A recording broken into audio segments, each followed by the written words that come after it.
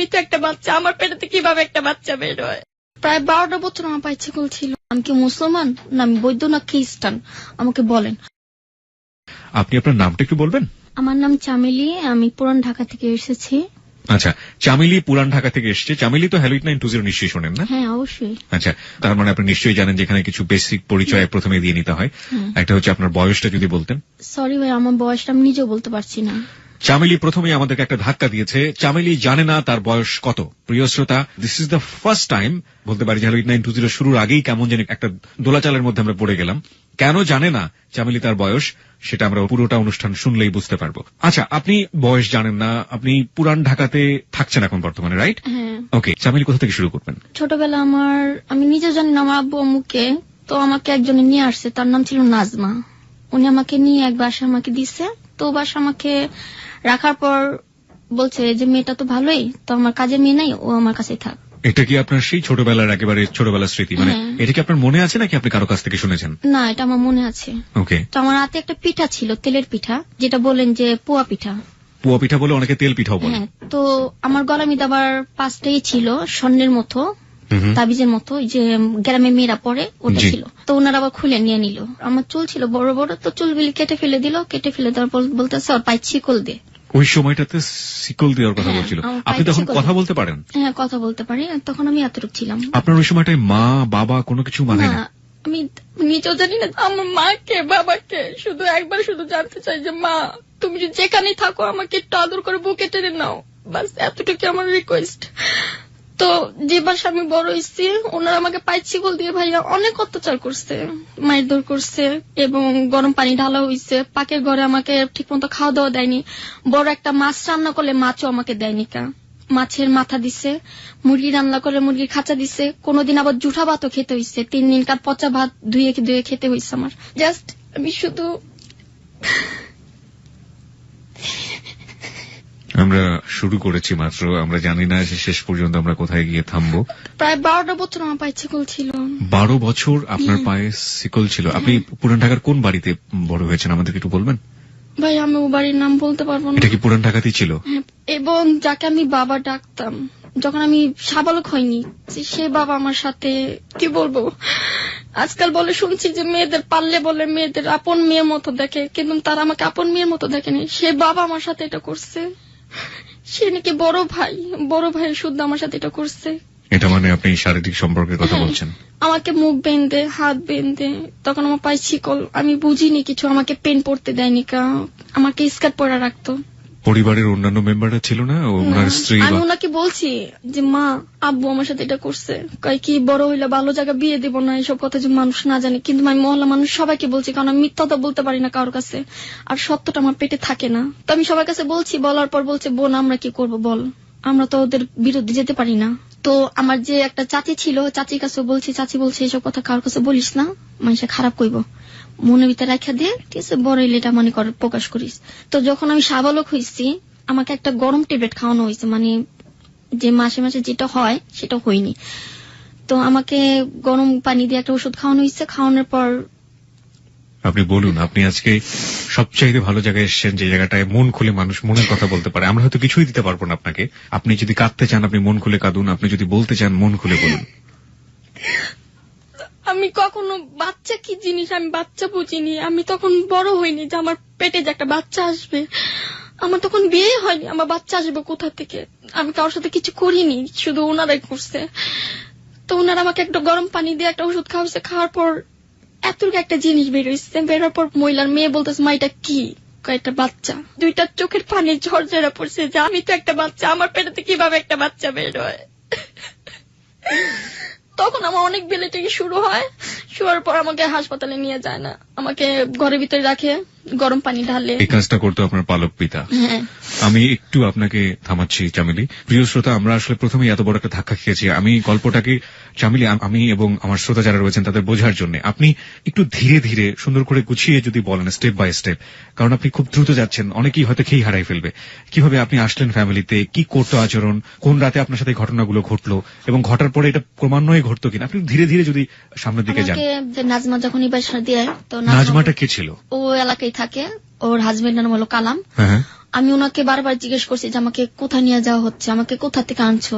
যখন ওনারা কিছু বলে না তখন আমি আর কোনো কিছু বলি এই না। নাজমার সাথে কি পরবর্তীতে আপনার যোগাযোগ ছিল? হ্যাঁ হ্যাঁ, ওনারা পরবর্তীতে আপনি প্রায়- যোগাযোগ করেছেন? হ্যাঁ, অনেক জিজ্ঞাসার চেষ্টা করছি, নাজমা আপা আমাকে কইতে আনছেন, আমার মাকে, আমি কি মুসলমান না আমি বৌদ্ধ না খ্রিস্টান, আমাকে বলেন, আমি যদি মারা যাই আমার মাটি দিবে কে? তো বলতেছে তুই জানোস ভালো, আমি কি জানি, যাতে গালাগালি করে, তুই একটা রাস্তার মেয়ে, যা মুখ দেখতেছে তা কইতাছে। তো আমি কিছু বলিনি, মানে এটা পরে হইছে যখন আমার পায়ের ছিকল খুলাইছি তখন আমি ওনাকে জিজ্ঞেস করছিলাম। তো যে বাসা আমি ছোটবেলা থেকে বলেছি পায়ের ছিকল ছিল, ভাইয়া বিশ্বাস করবেন না, আমাকে পায়ের ছিকল উঁচা করে রাখতো। উঁচা মানে? উঁচা করে পাও, যেমন কুকুরদের বেঁধে, কুকুরদের পাটা টান, ওহো, এইভাবে রাখতো। তো আমি এখন আমার ছোটবেলার অভ্যাস, পা উঁচু করে না ঘুমাইলে আমার রাতের ঘুম আসে না, পা প্রচন্ড ব্যথা করে। তো ওনারা আমাকে কারেন্টের তার পেঁচানো মারতো, বেল দিয়ে মারতো, এবং যেটা হলো মরিচ বাটা, যে কোনো মেয়েদের মনে হয় এসব, যে মেয়েরা এখন শুনতেছ তোমাদের কাছে একটাই রিকোয়েস্ট যে কোনোদিন কে কখনো বিশ্বাস করো না। আমি ছেলেদের বিশ্বাস করতে পারি না। আমাকে মরিচ বাটা লাগানো হয়েছিল, যে কোথায় লাগানো হয়েছিল সেটা আমি প্রকাশ করব না, সেটা আপনারা ভালো করে বুঝে নিতে পারছেন। মরিচ বাটা লাগানো হতো তো আমি মুরগির মতো লাফাইতাম, তো আমাকে ঠান্ডা পানির ভিতরে রেখা দিতে হইতো, শীতের ভিতরে আমাকে উলঙ্গ করে বাইরে খাড়া করে রাখতো। তখন 10 জনের সাথে সারা রাত ছাড়া আমাকে দেখতো, তখন প্রচন্ড খারাপ লাগতো। তো আমি খালি চিন্তা করি এগুলো কেন করতো আপনার সঙ্গে? কাজ না করলে আমাকে মারধর করা হইতো। আর ভাইয়া আমার পায়ে প্রচন্ড ঘা হয়ে গেছিল, পাও রাতে অনেক চুলকাতো। তো আমি বলছি মা আমার পাও দুইটা কাইটা ফালাই দেন, আমার আর ভাল লাগে না যন্ত্রণা। এই পা গাও নিয়ে আবার পানি চাপ দিতাম, বালতি বইরা বইরা কাপড় আমাকে ধুইতে হইতো, ঘর পুছতে হইতো। ওই লোকের নাম কি ছিল বলবেন? আমি নামটা বলতে পারবো না ভাইয়া। ওকে, আপনি যদি না বলতে চান আমরা নামটা আপনার কাছ থেকে জোর করে বেরো করবো না। আচ্ছা। ঠিক আছে। একটা জিনিস কি ভাইয়া, ওর ঘরে 2টা মেয়ে, উনি লজ্জার ব্যাপার, তবু বলি যে আর 10টা মেয়ে শুনুক, ওনারা যখন হতো আমাকে দিতে হইতো। আপনি কি বুঝতে পারতেছেন? মানে আমি যতটুকু বুঝেছি যে ওই পরিবারে আরো 2টো মেয়ে ছিল, হ্যাঁ। এবং তাদের যে মান্থলি প্রবলেমটা হতো সেই প্রবলেমের কাপড় চোপড় গুলো আপনাকে ধুতে হতো। আমি ধুইতাম। ওনারা যে ভাত খেয়ে রাখতো ওই জুঠা ভাত আমাকে খেতে হতো, না খেলে মারতো। জুঠা ভাতের ভিতরে তেলে পোকা এগিয়ে রাখতো, ইঁদুর এগিয়ে রাখতো, ওগুলো আমাকে খেতে হতো। তো রাত হতো, রাত্রের ভিতরে বলতো কি, তখন তো ছোটবেলায় সবাই বিছনা রুমরা করে, জি, ছোটবেলা আমি বিছানা আমাকে কি করতে হবে, চাপকল আছে না, চাপকলের এখানে ছালা বিছাইয়া, কাঠের উপরে বিছাইয়া ওখানে আমাকে শোয়া করে রাখতো। এইভাবে শুয়ে থাকতাম, না একটা বালিশ ছিল, না একটা খাতা ছিল, না একটা চাদর ছিল। তো ফার্স্ট টাইমে তখন আমি যখন 16 বছর হলাম তখন আমাকে মারধর করতো, কি আমাকে মানে শরীর মধ্যে টাচ করে মারতো, যাচ্ছে না কোন কোন মেয়েরে থাপ্পড় মারে, চুলো ধীরা মারে, এরকম না, আমাকে গায়ে টিপা টিপা মারতো, মাথা মধ্যে হিট মারতো, ঠিক আছে, কল দিয়ে বাড়ি কে মারতো। মারতো? এই মারটা কে মারতো? মারতো যাকে আমি মা ডাকতাম। আচ্ছা, তার ঘরে সবাই আমাকে মারতো, কিছু বলতাম না। কেউ কোক সামনে ঘুষা মারতো, কেউ মাথা মিদে লাথি মারতো, কেউ মাথা মিদে ঘুষা মারতো, তো অনেক মারধর করতো। মানে ওনার 2টো মেয়ে ছিল? হ্যাঁ, 2টা কোন মেয়ে। ছেলে ছিল? হ্যাঁ, 5টা ছেলে ওনার। 5টা ছেলে 2টো মেয়ে, হুম। 7 জন। এই 7 জনের সবাই আপনার সাথে এরকম আচরণ করতো? হ্যাঁ। ওকে, তারপর? তো ওনার 2টা ছেলে আছে, নাম হলো জুয়েল মুনির, ওদের আমি আবার কোলে পিঠে করে মানুষ করছি। আপনার চেয়ে ছোট ছিল? হ্যাঁ, ওরা আমাকে আবার খুব আদর করে, আমাকে বড় বোন বলে জানে, এখনো দেখলে সালাম দিবে আমাকে, আমাকে দেখলে সিগারেটটা পর্যন্ত এখন খায় না। ওদের পালছি, পালার পর ওই মেয়ের একটা বিয়ে হলো, বিয়ে হওয়ার পর যে দেখেন ভাইয়া পাপেরও ছাড়ে না, মেয়ের একে একে 7টা বিয়ে হয়েছে। কোন মেয়ের? বড় মেয়ের, ওনার যে ছোট মেয়ে যেটা কলেজে পড়াশোনা করতো, এখন সরকারি চাকরি করে, ও বিয়ের আগে একটা প্রেগনেন্ট ছিল, কার বাচ্চা ও নিজেও জানতো না, ওইটাও নষ্ট করলো। তা দেখেন ভাইয়া পাপেরও ছাড়ে না, আমার ক্ষতি কে করবে, আল্লাহর ক্ষতি করে দিচ্ছে। তো ওখান থেকে একটা ছেলের সাথে আমার ইলেকশন হয়। আমি যতদূর বুঝি যে আপনি যে পরিবারে আসলেন, কোন একজন মহিলা আপনাকে এই পরিবারে দিল, তার নাম ছিল নাজমা, যার কাছ থেকে আপনি উদ্ধার করতে পারেননি এখন পর্যন্ত, না, যে আপনার কথা থেকে নিয়ে এসছে। না। 1 2 নম্বর হচ্ছে এই পরিবারে আপনি কত বছর ছিলেন? প্রায় 12 বছরের মতো। 12 বছর।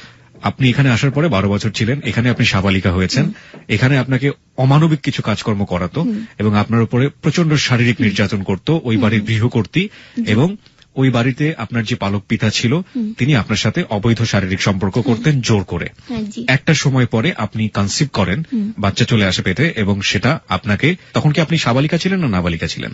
এখন আমার বয়স কত সেটা আমি জানি না, তখন আমার বয়স ছিল 11 বছর। তার মানে আপনি তখন নাবালিকা ছিলেন। সেই সময়টাতে আপনি কনসিভ করে ফেললেন, বলা যেতে পারে আপনাকে জোর করে হোক, যেভাবেই হোক আপনাকে অ্যাবর্শন করানো হলো। এই হচ্ছে গল্পের সামারি।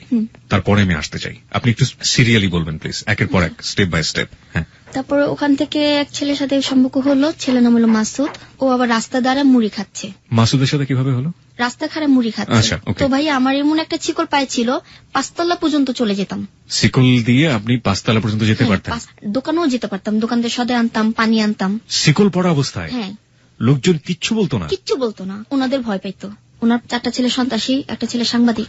সাংবাদিক? কোন পত্রিকার সাংবাদিক? পত্রিকার, মানে কোন একটা দৈনিক পত্রিকার সাংবাদিক? উনি নামের সাংবাদিক, কামের সাংবাদিক না, মানে বুংবাং টাইপের সাংবাদিক। ওকে।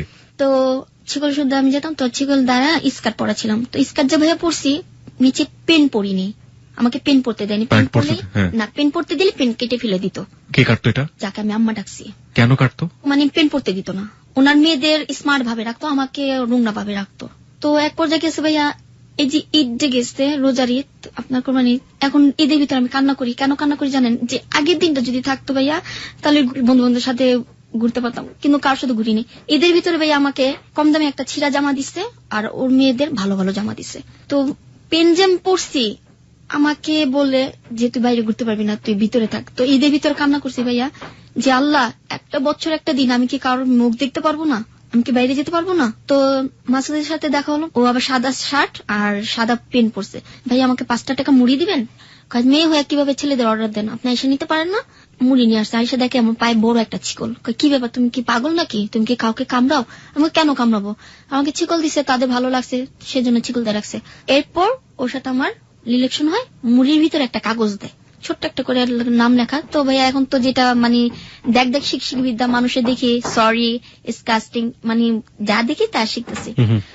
তো যে কাগজটা আমি যদি আই লাভ ইউ লিখছে, তো আমি জানতাম না, আমি ভালোবাসা, আমি নিজে এখন ভালোবাসা কি জিনিস বুঝিনি। তো ওর মেয়ে যাবা কলেজে পড়াশোনা, ওর মেয়েকে আমি দেখালাম যে কানন আপু, বড় মেয়ের নাম ছিল কানন, ওইটা কি লেখছে? বলতেছে এটা তো আই লাভ ইউ লিখছে। কে লেখছে? আমি কই ছেলে লেখছে। কত বড় সাহস, এক কাজের মেয়েকে আই লাভ ইউ লিখছে, ওরে ধরা মায়ের দরকার। পরে ওই ছেলে কি করলো, যে বাসা মানে ও থাকে, ও বাসার ভাড়াটা আমাদের বাড়িতে ভাড়া এলো। উনি আবার শরবত বিক্রি করে, ওনার নাম ছিল আবার বাবু, বউর নাম ছিল রানী, আর মেয়ের নাম হলো বর্ষা। উনি আবার কি করলো, বাসা আসলো, আসার পর আমার সাথে মাসুদের সাথে দেখা হলো। ছাদের উপরে যা মাসুদের সাথে কথা বলি এবং বারিন্দার সাথে কথা বলি, এরপর যে মা ডাকি, সে আবার দেখে ফেলে। দেখার পর যে আমার চুল ছিল ভাইয়া, বড় বড় চুল হলে না কেটে ফেলে দিত। মাসুদের সামনে চুল গেলে আমার কেটে ফেলে দিল। মাসুদের সেদিন কাম বকছে যে আপনি একদিন আমি এই মেয়েকে চিকল ভেঙে ওকে পালাই নিয়ে যাবো। যে ছেলেটা আপনাকে মুড়ির ভিতরে আই লাভ ইউ লিখে পাঠিয়ে দিল, ওকে আমি ভালোবাসি, ওকে আমি যেভাবে হোক আমি এখান থেকে উদ্ধার করে নিয়ে যাব, আপনি দেখবো কি করেন আপনি। পরে মাসুদকে ইচ্ছা মতো মারধর করা হলো, যে বড় ভাই উনি আবার মারধর করলো। মারধর করার পর মাসুদে বললো যে চলো তুমি অক্ষণে চলো আমার সাথে। আমি কিভাবে যাবো, পাইছি করে আমি কিভাবে যাবো, আমাকে নেওয়ার মতো ক্ষমতা তোমার নেই। আমি এই জায়গাটায় ফিরবো, আমার কিছু কোশ্চেন আছে। পুরো ঘটনাটা শোনার পরে আমি আসলে পুরোটা মাথায় নিতে পারিনি, হঠাৎ করে আসলে অনেক বেশি ধাক্কা খেয়েছি, যেটা সাধারণত হয় হ্যালো 8920 ধীরে ধীরে আমরা একটা গল্পের অনেক চড়াই উতরে পার করি, কিন্তু প্রথমেই আপনার গল্পের এত বেশি আপস এন্ড ডাউন আমি ঠিক সামনে নিতে পারিনি। আমি কিছু কোশ্চেন করতে চাই, ঠিক মাসুদের এই জায়গাটা থেকে আমি আসবো, তবে তার আগে আমি একটু পিছনে ফিরে যেতে চাই। সেটা হলো যে আপনার সাথে আপনার পালক পিতা যে সম্পর্কটা করত, এই সম্পর্ক তো আপনি সবাইকে বলে দিয়েছিলেন, লাইক ওনার ফ্যামিলিতে যে ওনার যে সন্তানরা আছে তারাও এটা জানতো। জানার পরে তাদের প্রতিক্রিয়া কি ছিল, বিশেষ করে ওনার সন্তানদের প্রতিক্রিয়া? তারা কিছু বলতো না। তার 2টা ছেলে বলতো যে এইভাবে একটা মেয়ের বান্দির মতো খাটানো, মেয়ের জীবনটা নষ্ট করছো, তোরাও দেখিস আমাদেরও এরকম ক্ষতি হবে, কোনোদিন না কোনোদিন কেউ আমাদের জীবন নষ্ট করবে। ওই ছেলেরা বললো। মেয়েরা কোনো কথা বলতো না? মেয়েরা কোনো। মেয়েদেরকে আপনি বলতেন যে আপনার আব্বু আমার সাথে এরকম করে? হ্যাঁ বলতাম। মেয়েরা কিছু বলতো না? মেয়েরা আরো আমাকে মারধর করতো। এই ধরনের ফ্যামিলি, ও মাই গড। ওকে, আর কি দেখেছেন আপনি? যাকে আমি মা ডাকছি তিনি কি করতো, কাজের মেয়ে নিয়ে আসতো, কাজের মেয়েদের সাথে করাইতো।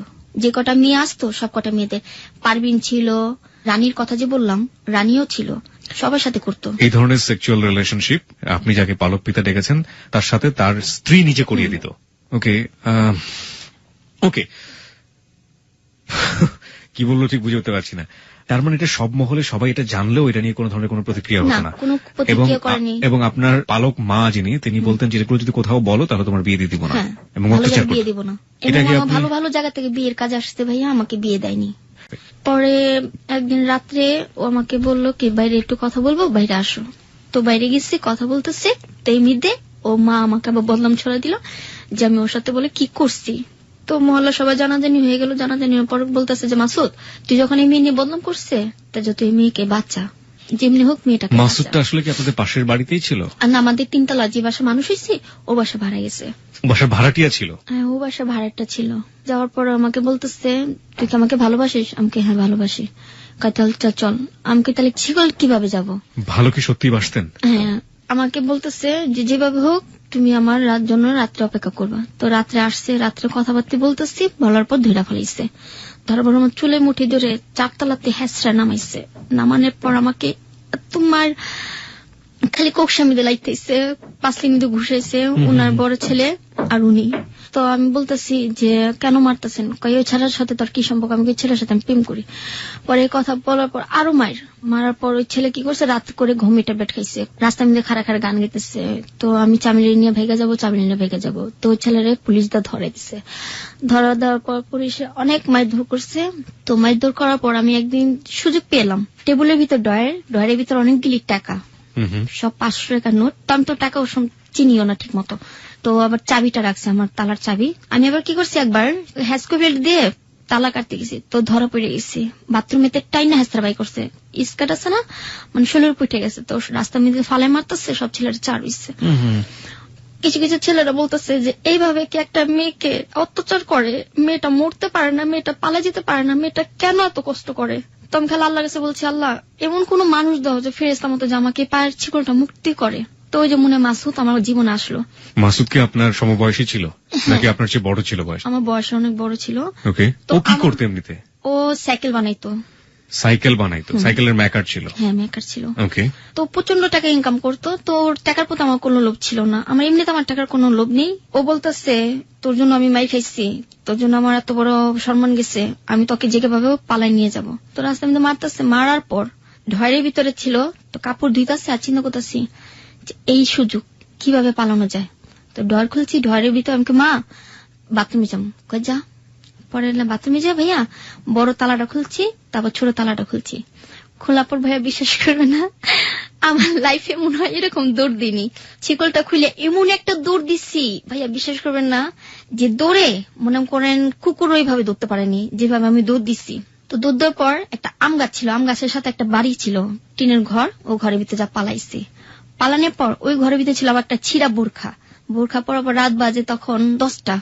তো মুখে ই করে বাইরে গেছি। বাইরে যাওয়ার পর ওই যে নানুর বাসায় গেছি, যে নানু আমাকে আদর করে, ওনার মেয়ে, ওনার মা, কি নানু আমি পালাইসা পড়ছি, আমার ওর বাসা দিও না, দিলে আমি মরে যাবো, নাহলে আমি আত্মহত্যা করবো। ওনার মা মানে কার মা? এটা মানে যিনি আপনাকে মারেন তার মা? হ্যাঁ, তার মা। আপনি তো মানে কোথা থেকে পালিয়ে কোথায় গেলেন? আচ্ছা ঠিক আছে, তারপর? মানে ও বাসা থেকে পালিয়ে ওর গলির ভিতরে একটা আম গাছ ছিল। আচ্ছা, আম গাছে ওখানে গেলেন, কিন্তু ওইখানে গিয়ে একটা বাসার মধ্যে ঢুকলেন, ঢুকে আপনি বোরকাটা ছেঁড়া বোরকা পরলেন, পরে আবার ওই যিনি আপনাকে মারেন গৃহকর্ত্রী তারই মার কাছে আপনি গেলেন? হ্যাঁ, ওটার ছিল আবার বাগাবাড়িতে, ওর বাড়ি বাগাবাড়ি আছে না, সবাই বলে যে শহীদ। উনি তো আপনাকে তার বাসাতে আবার ফিরিয়ে দেবে? না না না, ওইখান থেকে আমি আবার কি করছি যে দেখতেছি ওনারা আবার ফোন দিয়ে বলতেছে যে চামলি তো আমাদের বাসায় এসছে, তুই কি কস?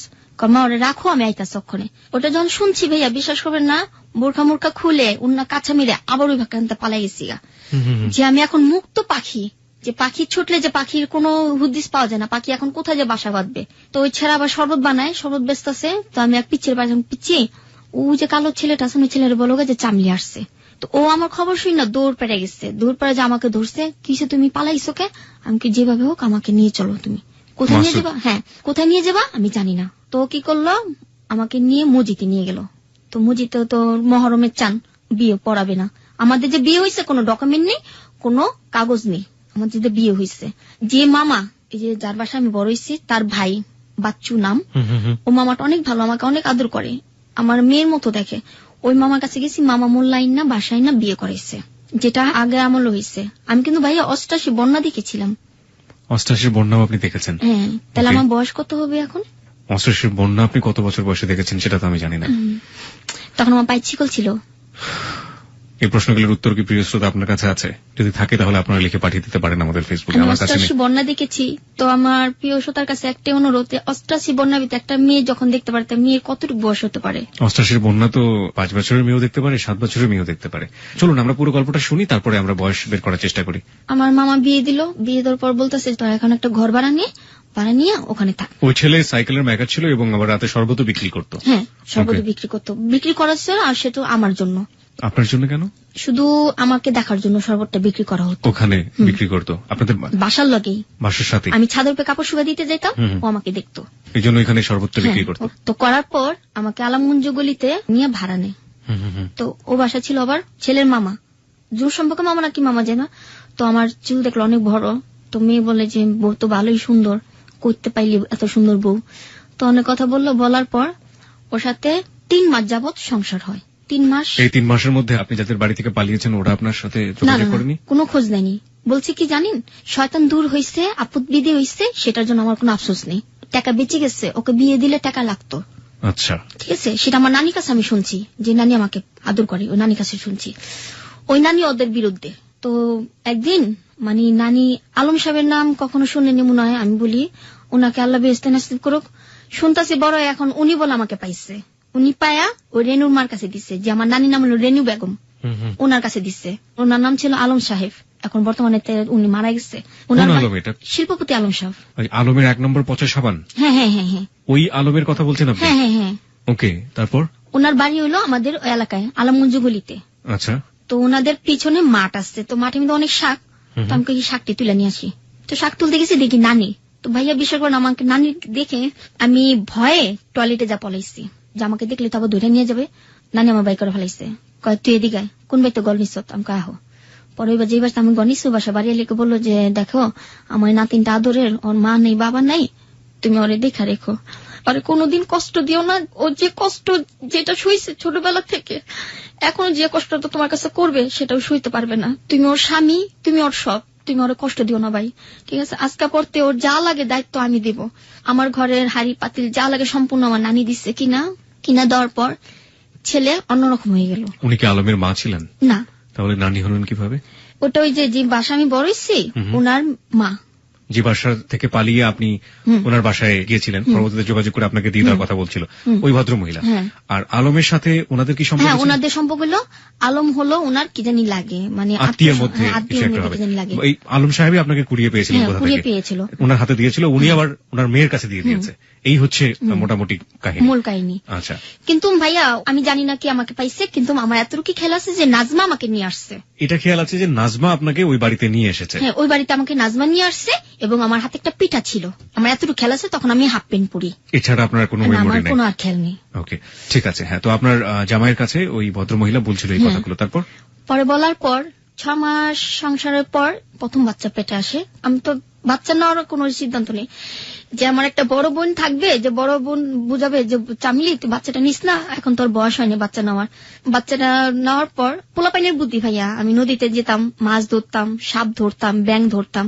সাপও ধরতেন? হ্যাঁ, পাখি ধরতাম। সাপ কেন ধরতেন? সাপ ধরতাম পোলাপাইনদের ডর দেখানোর জন্য। বড় বড় সাপ ধরতাম। তারপরে যে কুচ্ছা আছে না, কুচ্ছাও ধরতাম। তারপরে বাসায় আমাকে বাজারে টাকা দিত, আমি রান্না করতাম না। আমি যে প্রেগনেন্ট সেটা তো আমি জানি না। তো পোলাপাইনদের সাথে মার্বেল খেলতে যেতাম, বিড়িং খেলতে যেতাম, চারা খেলতাম টাকা দিয়ে। তো ঘরে এসে আমাকে বিল দিয়ে মারতো আমার হাজবেন্ড, বিল দিয়ে মারতো, চোখের পায়ে ভেঙে ইচ্ছা মতো পিটাইতো। মাসুদ? হ্যাঁ, মাসুদে। কেন? ওই যে আমি বাজার করিনি, রান্না করিনি, ছেলেদের সাথে যা খেলাধুলা করি, নদীতে যাও, কেন গোসল করি। আর অন্যান্য ছেলেরা আমাকে মধ্যে নিয়ে চলে যেত।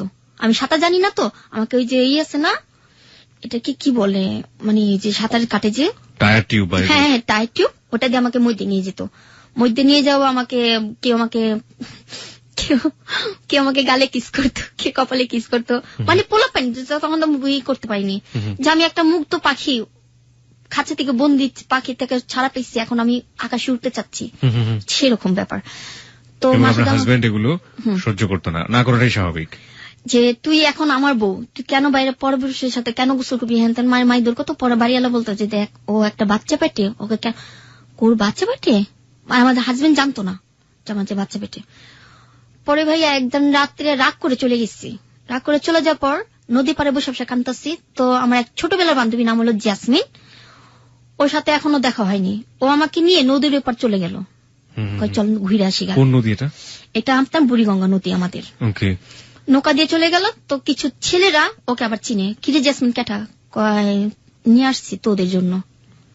কেন নিয়ে গেছে, কিসের জন্য নিয়ে গেছে আমি জানি না। মানে একটা জিনিস বুঝলাম যে আপনার হাজবেন্ডের সাথে আপনার সম্পর্ক ভালো যাচ্ছে না এবং সেটা আপনি আপনার বান্ধবীর কাছে হয়তো বলেছেন বা বান্ধবী চাচ্ছে আপনাকে এই পরিবেশ থেকে মুক্ত করার জন্য এবং সে নদী পার করে আপনাকে কোন এক জায়গায় নিয়ে যাচ্ছে, বলছে যে খুব সুন্দর জায়গা, ওখানে গেলে তো মনটা ভালো লাগবে।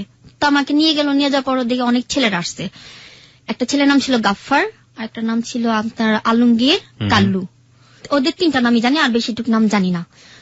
তো ওরা আমাকে নিয়ে যাওয়ার পর আমাকে বললাম, ভাই আমি বাসা চলে যাবো, ভালো লাগতেছে না।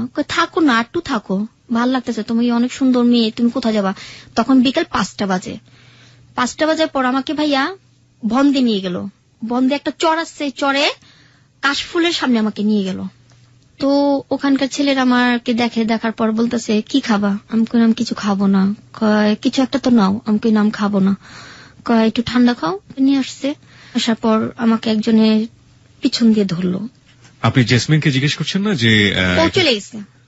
বলেন কি? তাহলে তো তখনই আপনার বুঝে যাওয়া উচিত যে কিছু একটা হতে যাচ্ছে। জানি না ভাইয়া, আমি ভাবছিলাম যে ও কোথাও। আমাকে বলছে যে জেসমিন আনতে গেছে, তোর জন্য ঠান্ডা আনতে গেছে।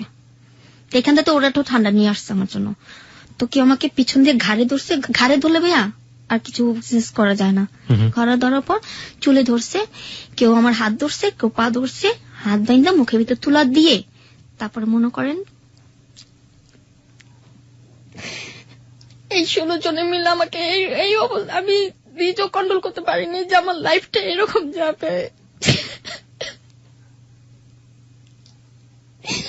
আমার 1 মাসে প্রেগন্যান্ট, আমার বেবিটা নষ্ট হয়ে গেল।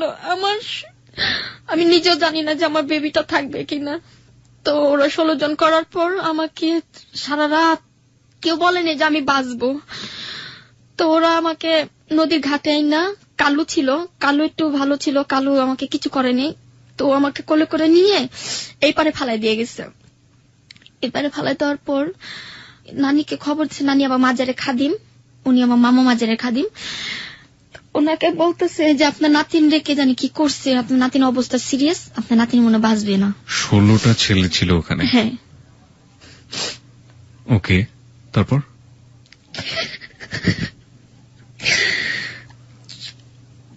পরে তো আমার নানি সবাই মিলে আমাকে ধরে নিয়ে যায় যে আপনার নাতিন মনে বাঁচবেন, আপনার নাতিন হাসপাতালে নিয়ে যান। তো ডাক্তারে বলে যে ভাই যেমনি হোক আমার নাতিনের বাচ্চাটা যেমন থাকে, যদি বাচ্চাটা না থাকে তো আমার নাতিনের সংসারটা ভেঙে যাব। কারণ এমনি তোর মা নেই, বাবা নেই, ছোটবেলা থেকে মারা দূর পাইনি, বেবিটা বাঁচাতে পারলাম না।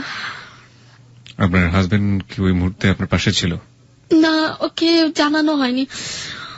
ওকে পরে জানানো হয়েছে। আমার নানি বলছে, ভাই দেখ জীবনে মানুষের অনেক ঘটনা ঘটে, তো তুই মনে কর একটা অ্যাক্সিডেন্ট হয়েছে, তোর বউ সিঁড়িতে পড়ে যে বাচ্চাটা নষ্ট হয়ে গেছে। তো আমার শাশুড়ি কখনো মেনে নেয়নি, আমাকে মেনে নিতে পারেনি, এখনো মেনে নেয়নি।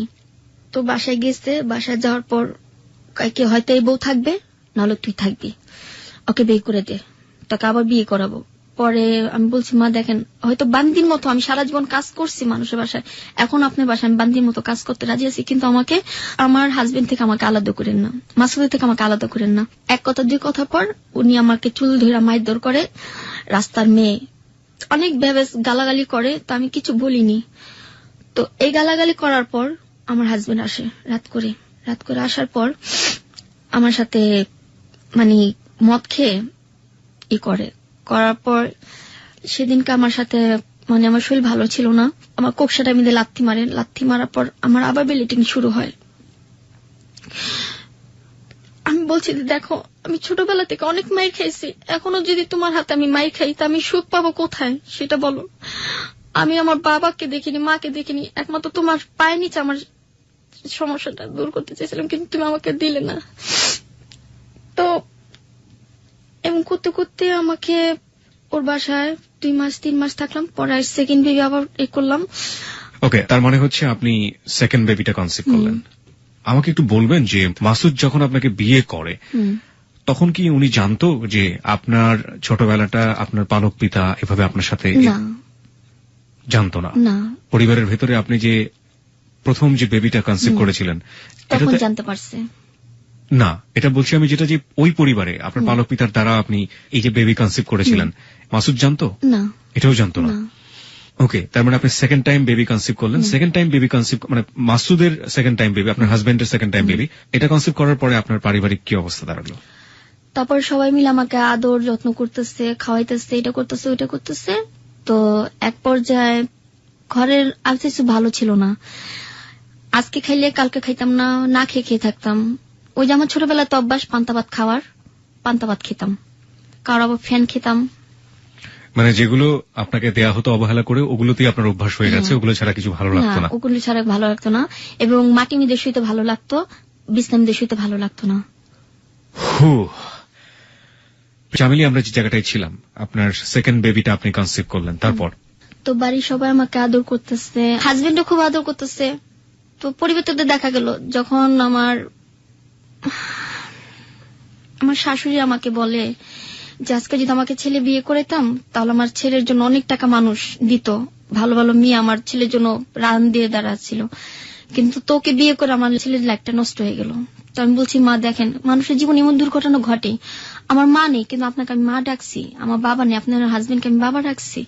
এখন যদি আপনার দুজন যদি আপনি আমাকে দেখতে পারেন, আপনিও তো একটা মা, কিভাবে আরেকটা মেয়েকে আপনি অত্যাচার করতেছেন আপনি? তো এই কথা দুই কথা বলার পর বাসা থেকে বেরিয়েছি, ওই যে বাসা আমি বড় হয়েছি ওই বাসায় গেছি দেখা করার জন্য।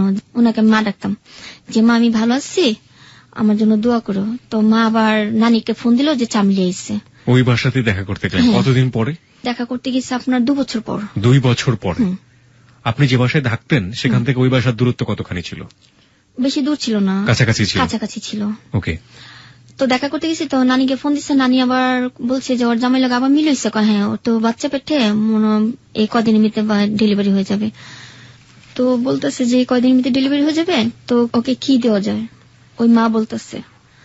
তো নানি আবার ফোন দিয়ে বলছে যে ওর জন্য কিছু হাড়ি পাতিল কিনে রাখছি, তো ওকে দিয়ে দিস। তো হাড়ি পাতিল কিনছে, মানে অনেক কিছু কিনছে।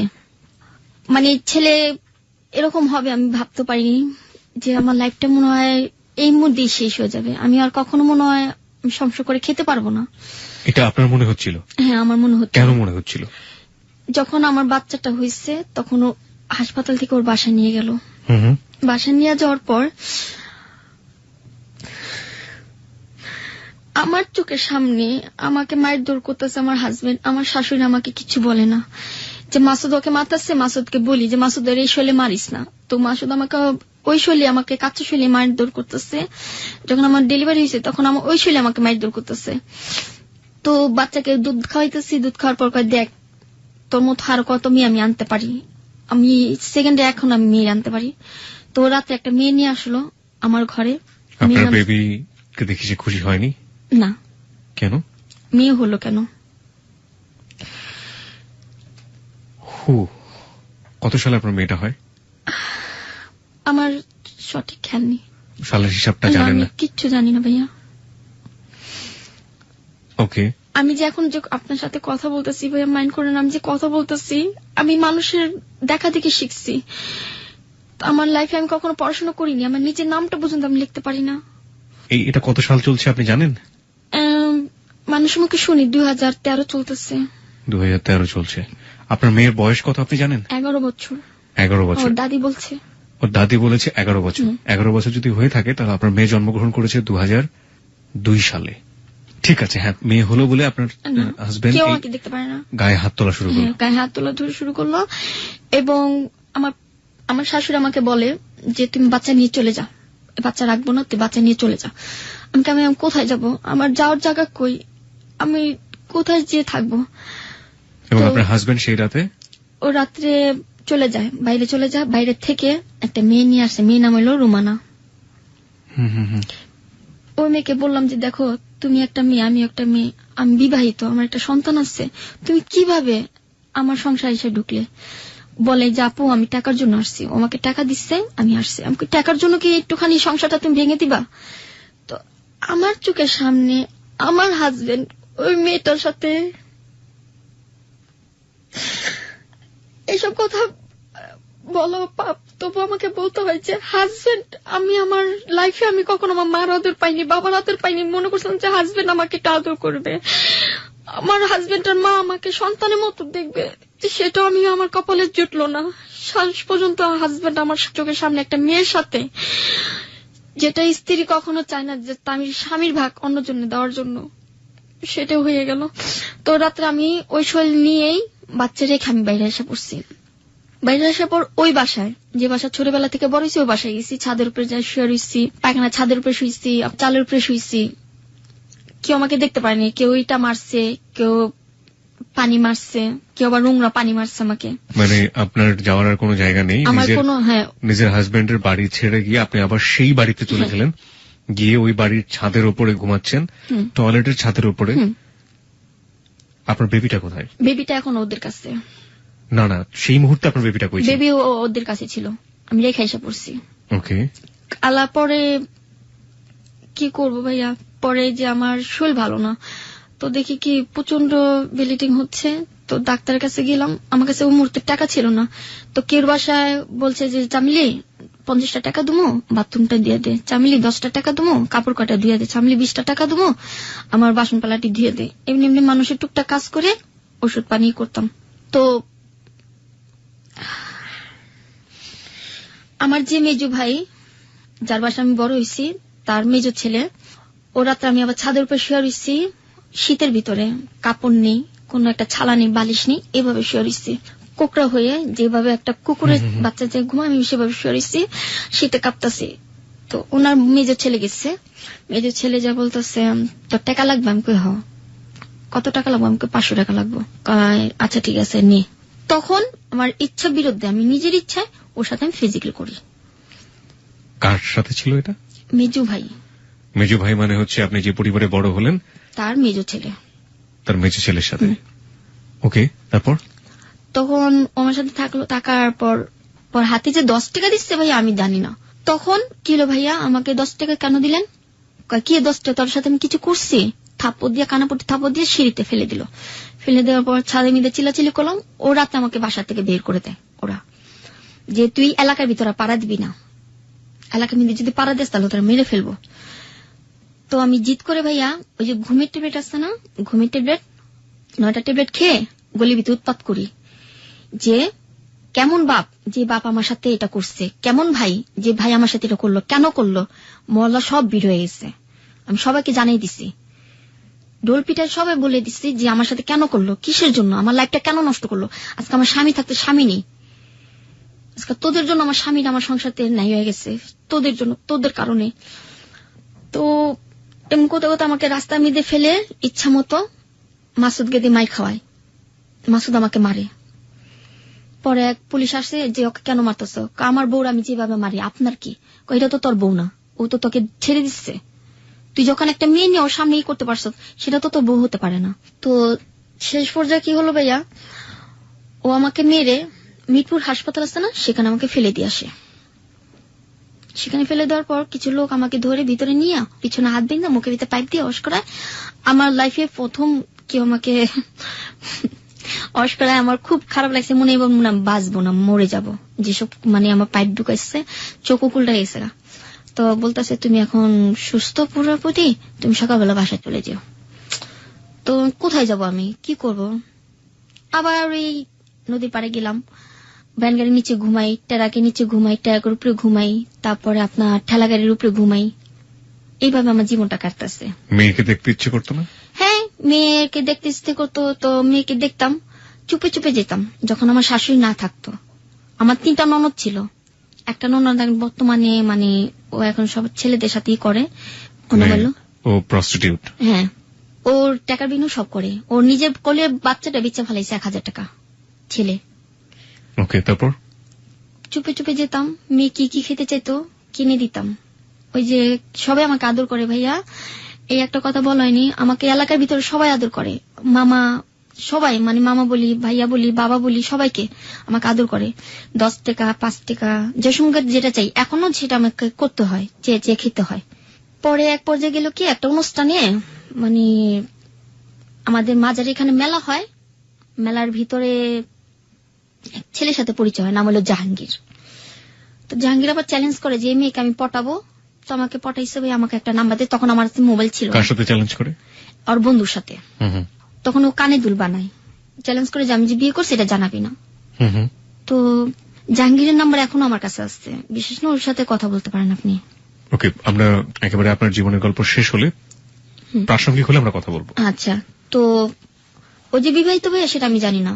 ও আমি সব বলছি, আমি আমার মেয়ে আছে একটা, আমি বিবাহিত, আমার হাজবেন্ড নেই, আমি বলছি আমার হাজবেন্ড মারা গেছে, সম্পূর্ণ ডিটেলস বললাম। ঠিক আছে আমি মেনে নিলাম। তো একদিন আমাকে অফার দেয় পোস্তকলা ব্রিজে চলো, পোস্তকলা ব্রিজেতে আমাকে নিয়ে গেল আপনার কারণ বাজার, এই যে কারণ বাজার নিয়ে আসে আমাকে, কারণ বাজার আপনার এই যে একটা হোটেল আছে সেই হোটেলে আমাকে উঠায়। তখন আমি লাইফে আমি হোটেল দেখিনি, আমার লাইফে প্রথম। তো উনি আমার সাথে ফিজিক্যাল করতে চাচ্ছে, তো আমি জিতছি না, আমি দেবো না, জোর জবরদস্তি আমাকে ছাড়তে করতে আমি দিচ্ছি না। পরে আমার হাতে আবার চুরি ছিল, আমি হাত কাইটা ফেলাইছি ভাই, এই যে দেখতে পাচ্ছি হাত কাইটা ফেলাইছি। তো হাতে মিদে শিলে পড়ছে মনে করেন 16টা। ওই হাতে মিদে আমাকে কিস করতেছে, কপালে কিস করতেছে, সেদিনকে আমার সাথে ফিজিক্যাল করে। তো ভাই একটা জিনিস দেখা যাচ্ছে, যে ছেলে আমার সবকিছু জেনে শুনে একবার করার পর কিন্তু ছেলে আমাকে ছেড়ে দিতে পারতো, কিন্তু ও আমাকে ছাড়েনি। ও আমাকে ভালোবাসে, আমি ওকে ভালোবাসতাম। আমার প্রথম স্বামীকে যতটুকু না ভালোবাসতাম আমি অতটুকু ভালোবাসতাম। এক পর্যায়ে ও আমাকে নিয়ে আমার এলাকায় ঘর নেয়, মাসুদকে দেখে আমি ওরাকে ঘর নিই, যেটা আমার হাজবেন্ড। সবাই জানে যে এটা আমার হাজবেন্ড, বিয়ে করিনি। কিন্তু আপনি যে ছেলেটার সাথে এই সম্পর্ক করলেন ওর নাম যেন কি? জাহাঙ্গীর। জাহাঙ্গীর তো জানতো যে আপনার হাজবেন্ড মারা গেছে, তাহলে মাসুদকে দেখিয়ে ঘর নিলেন কিভাবে? মাসুদ তো জানে না যে এটা আমার হাজবেন্ড, ওর সাথে আমি বিয়ে হয়েছে। তো মাসুদকে আমি বলছি যে আমি একদিনের ভিতরে আমি বিয়ে করে তাকে আমি দেখা দিব। আচ্ছা, এমনি জাহাঙ্গীর জানতো যে মাসুদ আপনার হাজবেন্ড? না। ওকে। ও জানতো যে আমার হাজবেন্ড মারা গেছে, যে ও আমাকে নিয়ে গলিতে ঘর নিছে। 2.5 বছর ওর সাথে সংসার করলাম, আমাকে খাওয়া লাওয়া ভাড়া বুড়ো সব দিত, সম্পূর্ণটা দিত। 2.5 বছর সংসার করলেন, বিয়ে হয়নি? বিয়ে হয়নি। মানে এটাকে ইংরেজিতে লিভ টুগেদার বলে, আপনি কি জানেন লিভ টুগেদার? আপনি জানেন না? ওকে, হ্যাঁ। তারপর থাকার পর একদিন জানতে পারি ওর নাম্বারে ফোন আসে, মেয়ের কণ্ঠ। কি ব্যাপার, তুমি কোন মেয়ের সাথে কথা বলতেছ? আমার এক ফ্রেন্ড। মেয়ে আবার ফ্রেন্ড হয় নাকি? আমার তো কোনো ছেলে ফ্রেন্ড নেই, তোমার মেয়ে ফ্রেন্ড আসলো কোথা থেকে? কয়টা মোবাইলে পরিচয়। তো একদিন রাতে ও শুয়ে রয়েছে, তো আমি আমার মোবাইলটা চেক করি। আমি হ্যালো, কে? আপনি কে? ওর মোবাইল আপনার হাতে কেন? আমি ওর বউ। আমি আপনার নাম কি? মিলি। মানে জাহাঙ্গীরের ওয়াইফের নাম ছিল মিলি। জাহাঙ্গীরের একটা ছেলে একটা মেয়ে। তখন জানতে পারি যে ও বিবাহিত। তো ভাইয়া ও যখন অসুখে পড়ে, আমার হাতে টাকা নেই, আমার ঘরে চাল জমানো ছিল, ও চাল বিক্রি করে আমি ওর অসুখের টাকাও দিই এবং ওর মাথা পানি ঢেলা দিই। আমি কখন আমার হাজবেন্ডের পাও টিপে দিই না, ওর পাও টিপে দিচ্ছি। এমনও দিন গেছে না খেয়ে ওকে আমি খাওয়াইছি। সবকটা ছেলেরা আমার সাথে মানে ছলনা করলো, কিন্তু একবারও বুঝলো না যে এই মেয়েটা কোথায় যে দাঁড়াবে। এখন যে মেয়েটা আছে, এখন কোথায় যে আছে দাঁড়াচ্ছে, সেটা ছেলেরা বোঝে না। তো জাহাঙ্গীর আমাকে বললো কি যে তুমি কি আমার ওয়াইফের সাথে কথা বলছো? আমাকে হ্যাঁ বলছি। কেন বলছো? আমাকে মন চাইছে, তেমন কত আমি মেলায় যাব। তো 3 দিন পর্যন্ত আসেনি ভাইয়া, 3 দিন 1 সপ্তাহ পার হয়ে যায়, আসে না। তো আসার পর ও বলতেছে কি যে একটা বাসাতে একটা খেতা নিয়ে আসছিল, আপনারা যেটা বলেন খাতা নিয়ে আসছিল ওর বোর থেকে। ও খাতা না আমার শৈলী মিলা ভাই আমি দিতে পারিনি, কারণ ওর বোর খাতা আমি তো দিতে পারি না, ও গায়ে দিত। ও মেলা ভিতরে যায় এগুলি করে, মেলা ভিতরে যায় এক মেয়েদের সাথে পটায়, মেয়েদের সাথে এটা করে, যায় আরেক মেয়ের সাথে ফিজিক্যাল করে, নাম হলো শারমিন। এটাকে পটালো কিভাবে? এটা মেলায় গেছে, মেলা গিয়ে বলতেছে যে ভাইয়া আপনার কানে দুলটা অনেক সুন্দর, আপনার নাম্বারটা দিবেন, আপনার সাথে আমি যোগাযোগ করবো। তো নাম্বার দিয়ে আসে।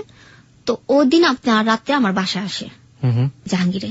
আসার পর ওদিন রাতে আমার সাথে স্বামী স্ত্রীর ভাবে সম্পর্ক করার পর সকালবেলা ওই মেয়েটা ফোন দেয় যে জাহাঙ্গীর তুমি কই? কয় তো আমি আসতেছি। আমি আবার শুনে ফেলাই।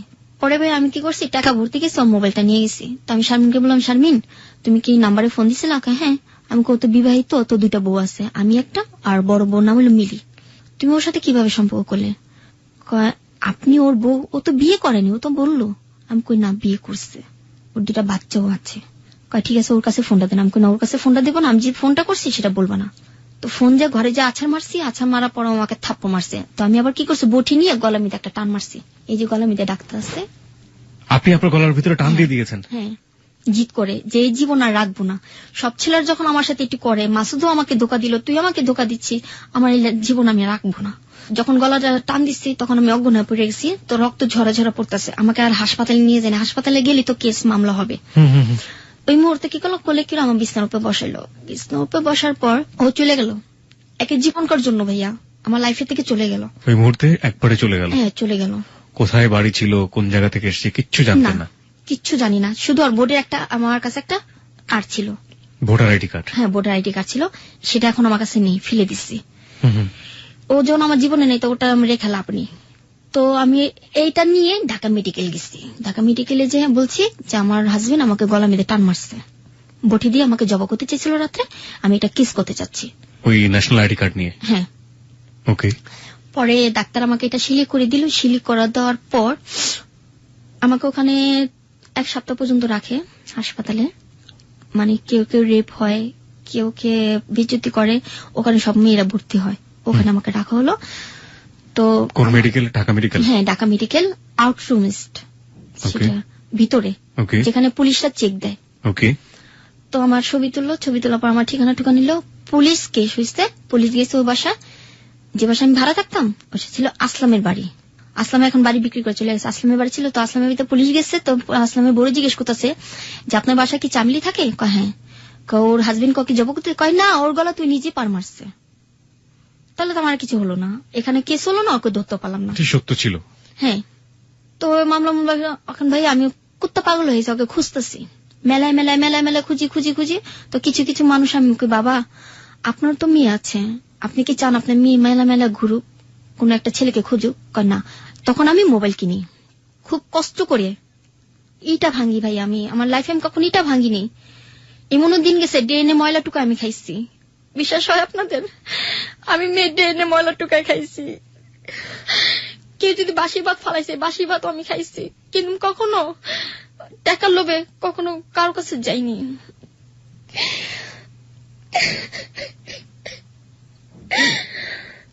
আমার লাইফে আমি কখনো পচা ভাত আমি খাইনি।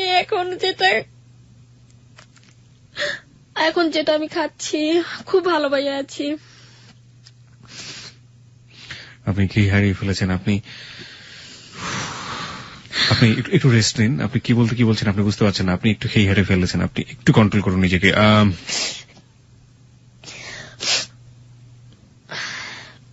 সেদিন আমি একটা মোবাইল কিনি, তো মোবাইলের মাধ্যমে কিছু কিছু মানুষকে নাম্বার দেওয়া হয়, সেটা আপাতত হারিয়ে গেছে। এখন নতুন যেটা চালাচ্ছি সেটা আপনারা জানেন। ওই নাম্বার দিয়ে আমি অনেক যোগাযোগ করছি, পাইনি। নাম্বারগুলো আপনি মেলায় মেলায় দিতেন? হ্যাঁ মেলায় মেলায় দিতাম, যে ও যে মেলায় থাকুক আমাকে একটু ফোন দিবেন। আপনি তো অপরিচিত মানুষকে দিতেন, ওরা কিভাবে আপনার হাজবেন্ডকে চিনবে? ওরা মেলা করতো যে একসাথে, ছবি দেখাইছি। আপনার হাজবেন্ড কি? ও আচ্ছা, ছবি দেখিয়ে দেখিয়ে ফোন নাম্বারগুলো দিয়ে আসতেন, আপনার নাম্বারটা দিয়ে আসতেন। আর আপনার হাজবেন্ড মেলাতে কি, উনি তো হাজবেন্ড ছিলেন না, মানে এক ধরনের বন্ধু বলা যায়? হ্যাঁ ফ্রেন্ড ছিল। ফ্রেন্ড। ও কি করতো মেলাতে? ও মেলাতে দোকানদারি করতো, ওই যে কানের দুল, কসমেটিক্স গুলো বিক্রি করতো। আচ্ছা। এক পর্যায়ে দেখা গেল যে এক লোক আমাকে ফোন দিল যে মা তুমি কই আসছো? তখন আমি আলমের বাসা কাজ নেই ভাই, আমার কুল নেই, এখন আমি আলমের বাসা যাবত কাজ করতেছি, আমার ওইখানে থেকে আমার মেয়েকে খরচ দিচ্ছি, আমি নিজে চলতেছি। আচ্ছা। আলম তো তখন বেঁচে ছিলেন? না, আলম তখন মেরে ফেলানো হয়েছিল। আলমকে তখন মেরে ফেলানো হয়েছে অলরেডি। ওকে। আলমের বাসায় থাকতাম, তো ওখান থেকে আমাকে একজনের নাম্বার দেবো, মা তুমি যেভাবে পারো নারায়ণগঞ্জে চলে যাও, নারায়ণগঞ্জ চাষারা ও দোকান করতেছে।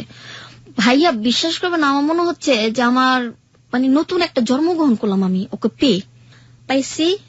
তখন আমি জিন্স আর টি শার্ট পরে গেছি আর কেস পরে গেছি।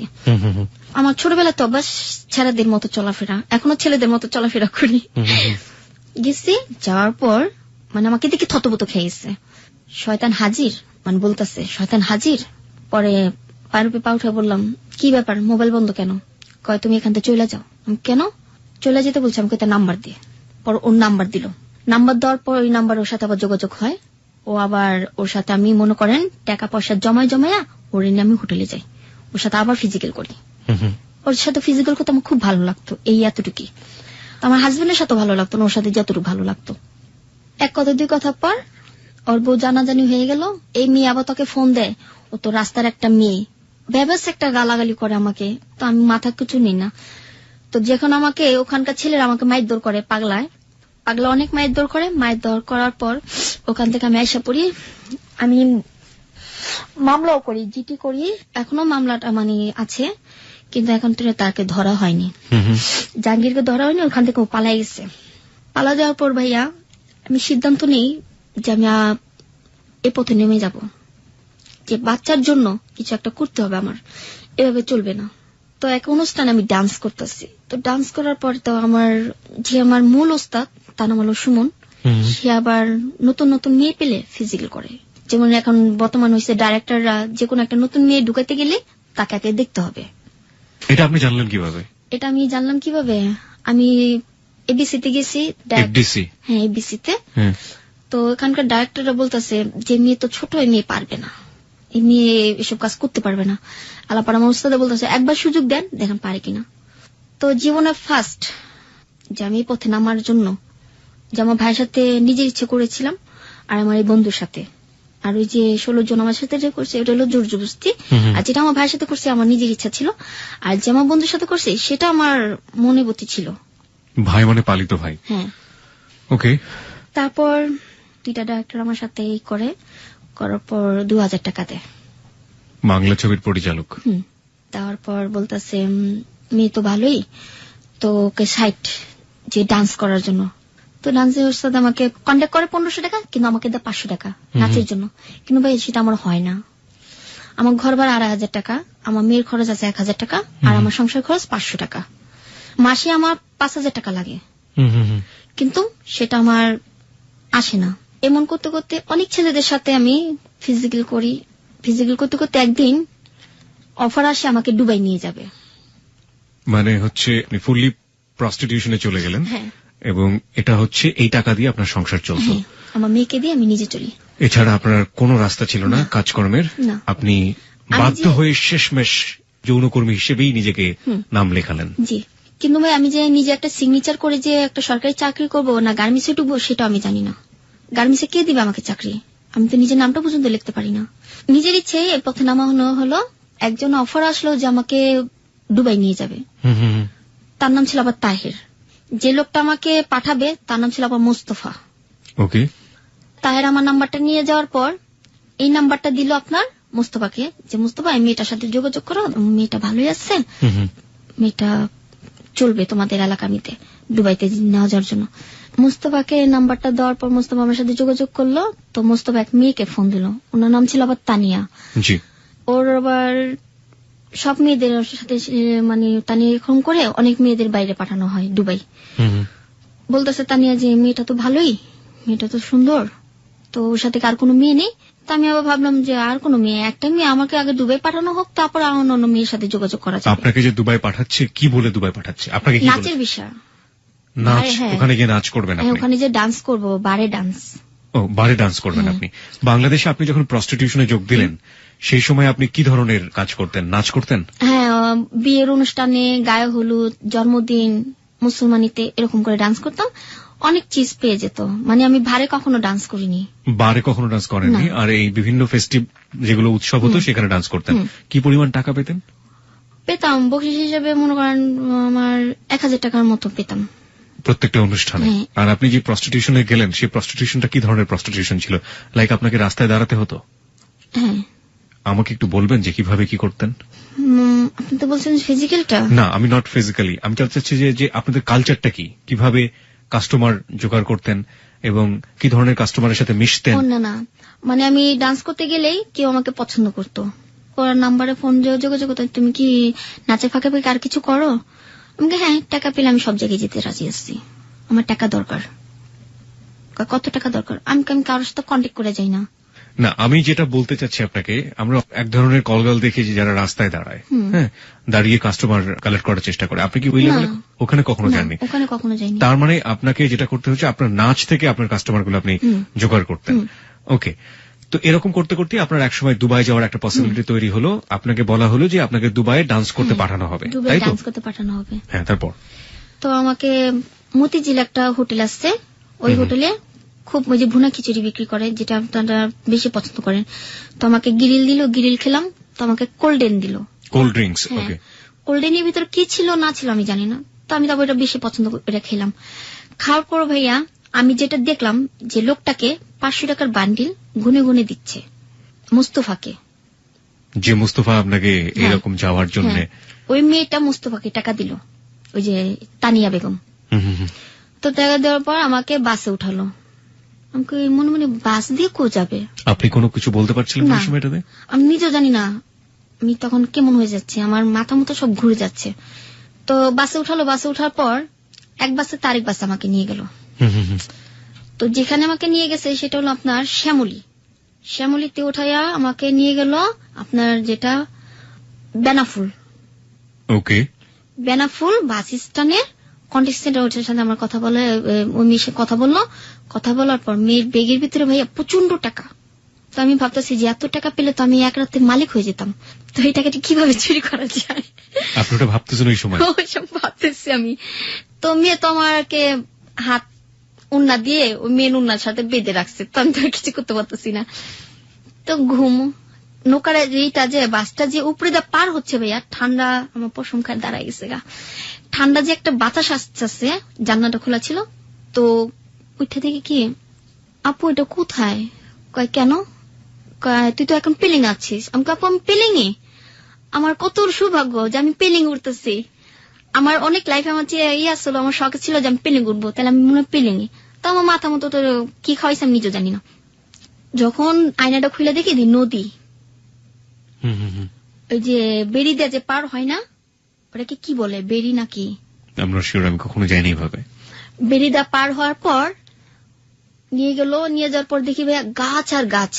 সকালবেলা আমার জ্ঞান ফিরছে, সুস্থ। আপু আমি যাব দুবাইতে, আমাকে কোথায় নিয়ে যাচ্ছ? চুপচাপে বসে থাক। ওই মুহূর্তে শুয়ে রয়েছে। শোয়ার পর ভাইয়া কি করলো, আমার চুলগুলি কেটে ফেলে দিল। ওই বাসের মধ্যে? হ্যাঁ, বাসের ভিতর চুলগুলি আমার কেটে ফেলে দিল। চুলগুলি এতটুকু খুলে ফেলাইল আমার। খারাপ পর বাসের ভিতর আমার কাপড় চেঞ্জ। বাসের মধ্যে কাপড় চেঞ্জ করেন? আমার তো হুঁশ নেই। তো বেনাফুল চিলিতেছে। বাস যখন থামছে তখন বেনাফুল। পরে মনে মনে কই কি এইটা কি বেনাফুল? এই যে মানুষ যে পার হয়, এইটা কি সে বেনাফুল? তখন ভাইয়া মনে হচ্ছিল যে আমার লাইফে মনে আর কখন আমি বাংলাদেশ দেখতে পারবো না, আমি আর ঢাকায় ফিরতে পারবো না, এইটি মনে আমার জীবন আমার শেষ। তো মেয়েটা যখন ভিতরে ঢুকে এক সিএনজি থেকে আরেক সিএনজি, আরেক সিএনজি থেকে আরেক সিএনজি, ওখানে এটাই নিয়ম। তো বাংলাদেশে কিছু টাকা ওখানে দিয়ে যায়। ওখানে কিছু লোক আছে ওর পরিচিত, বলতেছে সুস্মিতা তুমি কি আসছো এখানে? হ্যাঁ। ভালো তো, এটা মনে নয়া জিনিস নিয়ে এসছো, ভালো ইচ্ছে, ছোট আছে চলবো, মানে আমার কথা বলতেছে। কোন ভাই আমার দুইটা চোখ দিয়ে যে আমি ভাবছিলাম যে আমার মেয়ের মনে আমি আর দেখতে পারবো না, আমার জীবনে মনে আমার মেয়ের সাথে আর দেখা হবে না। তো যখন ওনারা আমাকে বর্ডার ক্রস করে, তখন বর্ডারের সামনে দুইটা ছিল এই যে বিএসএফ, আর্মিদের পোশাক পরানো। বিএসএফ? হ্যাঁ। বলতেছে क्या सुमिता नया माल है, लड़की तो बहुत छोटा है, पैसा मिलेगा, ले जाओ। যখন ভাই আমি বর্ডার ক্রস করছি, যখন ঢুকছি, তখন বলতেছে এইটাই ইন্ডিয়া, তোর লাইফ শেষ। আমি মনে হয় যে আমার লাইফে আমি কখনো আমার বাংলাদেশ আমি দেখতে পারবো না, আমার মাকে দেখতে পারবো না, আমার দুইটা মেয়েকেও দেখতে পারবো না। তো মেয়ে আমাকে একটা গাড়িতে উঠায়, হলুদ একটা গাড়ি, কলকাতার। আমি এখানে একটু থামাই আপনাকে। আপনি বললেন দুটো মেয়ে, আরেকটা মেয়ে কোনটা? সেটা হলো আমি একটা বাচ্চা পেয়েছিলাম, সেটা আমি পরের প্রসঙ্গে বলি। ওকে। তো আমাকে হলুদ গাড়িতে উঠায় কলকাতা সোনাগাছি যাই গিয়ে। হ্যাঁ, আমি ছোটবেলা থেকে হিন্দি পারি, তো হিন্দি ছবি তো দেখি, দেখতে দেখতে অভ্যাস হয়ে গেছে। কলকাতা সোনাগাছি যাই কি কাহা, হলুদ গাড়িতে আরেকটা গাড়ি করার পর আমাকে নিয়ে গেল 94-এ, কলকাতা সোনাগাছি। 94-এ ওটা হলো মানে যে বাড়িটা নাম্বার 94। ওকে, 94 নম্বর বাড়ি। হ্যাঁ, কিছু কিছু মেয়েরা দেখি বাইরে দাঁড়া আসছে, কিছু ছেলেদের টানতাছে, কিছু কথা পর আমি দেখতেছি আর অনুমান করতেছি এটি মনে হয় যে টিভিতে দেখি, যে কলকাতা ছবি দেখি, যে এটা মনে হয় এটা খারাপ জায়গা, আমার লাইফে আর কখনো বাংলাদেশ রাখা হবে না। তো এক পর্যায়ে আমাকে বাড়ির ভিতরে ঢুকার পর আমাকে গোসল করালো, শাড়ি পরাইলো, শাড়ি পরার পর যে বড় সর্দার নেই তার সামনে আমার নিয়ে গেল, যে আমাকে থাপ্পড় মেরে বলে নমস্তে কর। নমস্তে মাইজি, इसका नाम क्या है? इसका नाम पूजा घोष है। আমার নাম পূজা ঘোষ রাখছে ইন্ডিয়াতে। আর ওই মেয়ের নাম হলো সুস্মিতা বোস। ওকে, আসল নাম ছিল? আসল নাম ছিল তানিয়া বেগম। তানিয়া বেগম। ওনার সম্পর্কে আপনি কতটুকু জানেন? উনি বাংলাদেশে উনি নাকি কি বলে এটাকে, ওই যে বেরিয়েছে যে ইয়াবার ব্যবসা করতো। ওনার পরিবার কোথায় থাকে? না, ওনার হাজবেন্ড নেই। উনি ইন্ডিয়াতে অনেক গিলে হাজবেন্ড মানে ই করছে, এটা আমার হাজবেন্ড, এটা আমার হাজবেন্ড, এক রাত্রে একটা করে হাজবেন্ড বানায় ওনার কাজের সুবিধার্থে। হ্যাঁ, কাজের সুবিধার্থে। ওনার একটা ছেলে আছে, কিন্তু এই ছেলেটা কার এটা কেউ জানে না। কেউ জানে না। ওকে। তারপরে আমাকে যে রুমে রাখা হলো, আমার একটা আলাদা রুম দিচ্ছে। তো ছোট ছোট স্কার্ট পরে, মানে কি বলবো ভাইয়া,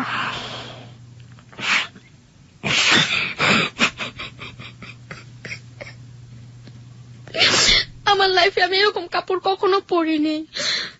যেখানে আমি ডান্স করতাম চিন্তা করতাম যে আমি তো কখনো এরকম খোলামেলা ডান্স করিনি, আর কেউ আমার গায়ে হাতও দেয়নি।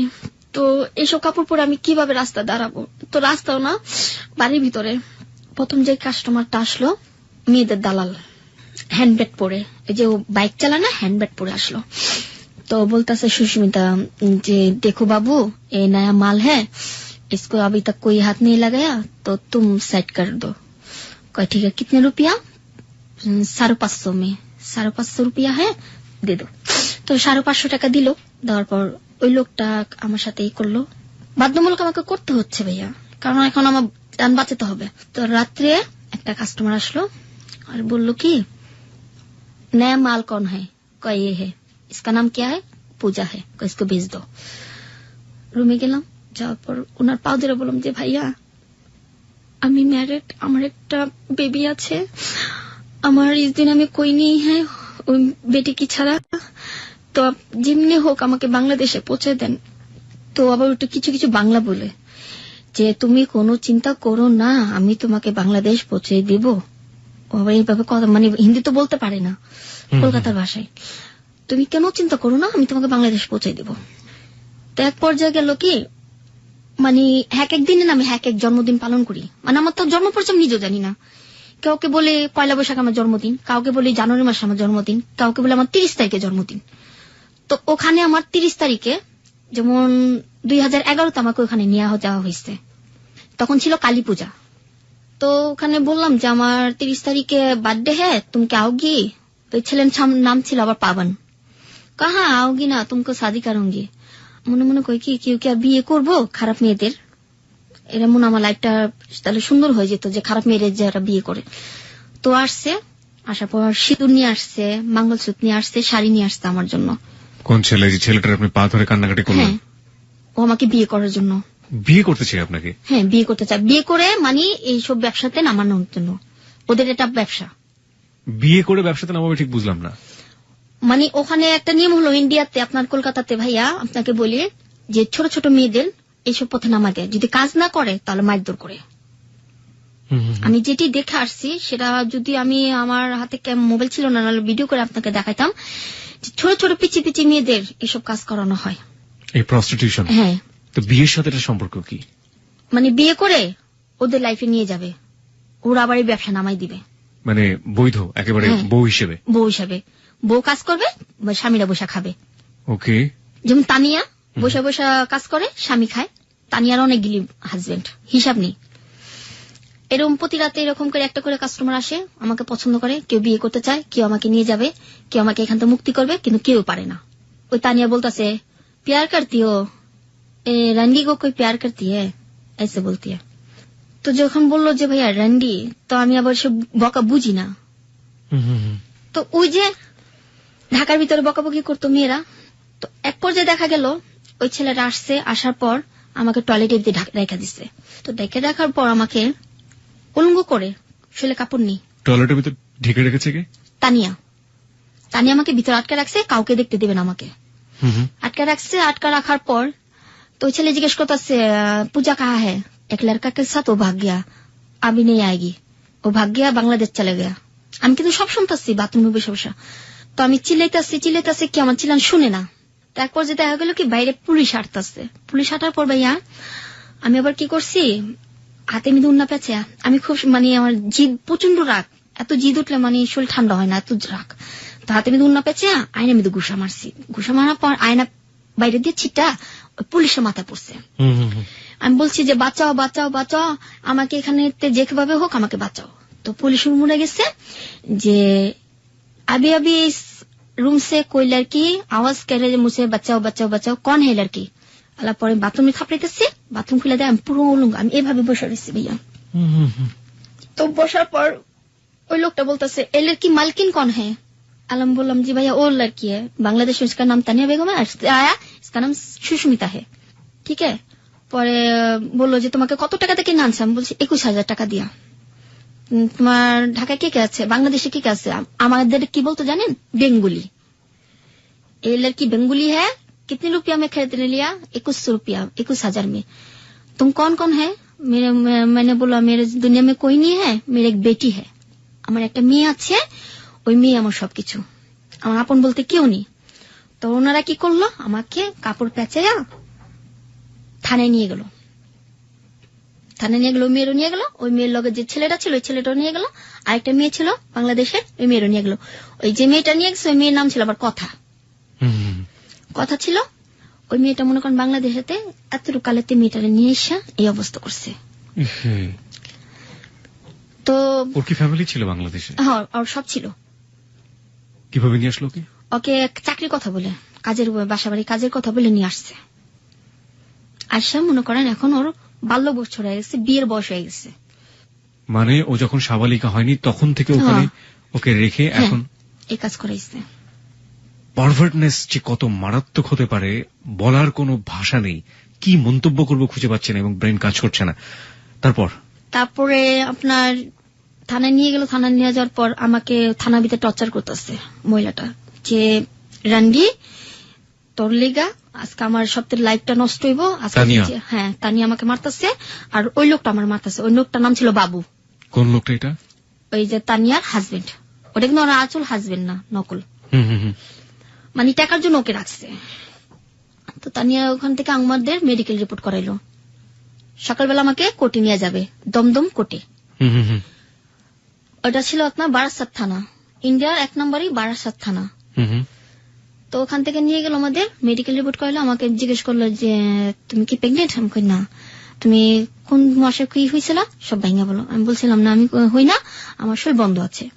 5 বছরের জন্য আমি যেটা করছি যে আমার সন্তান হবে না, যে সবার সাথে তো এই কথা, 5 বছরের জন্য আমার সন্তান হবে না, এটার জন্য ব্যবস্থা করে নিয়েছিলাম। তো ওনাদের আবার বলিনি যে আমার কোনো রোগ নেই। আমি একটু থামাচ্ছি আপনাকে।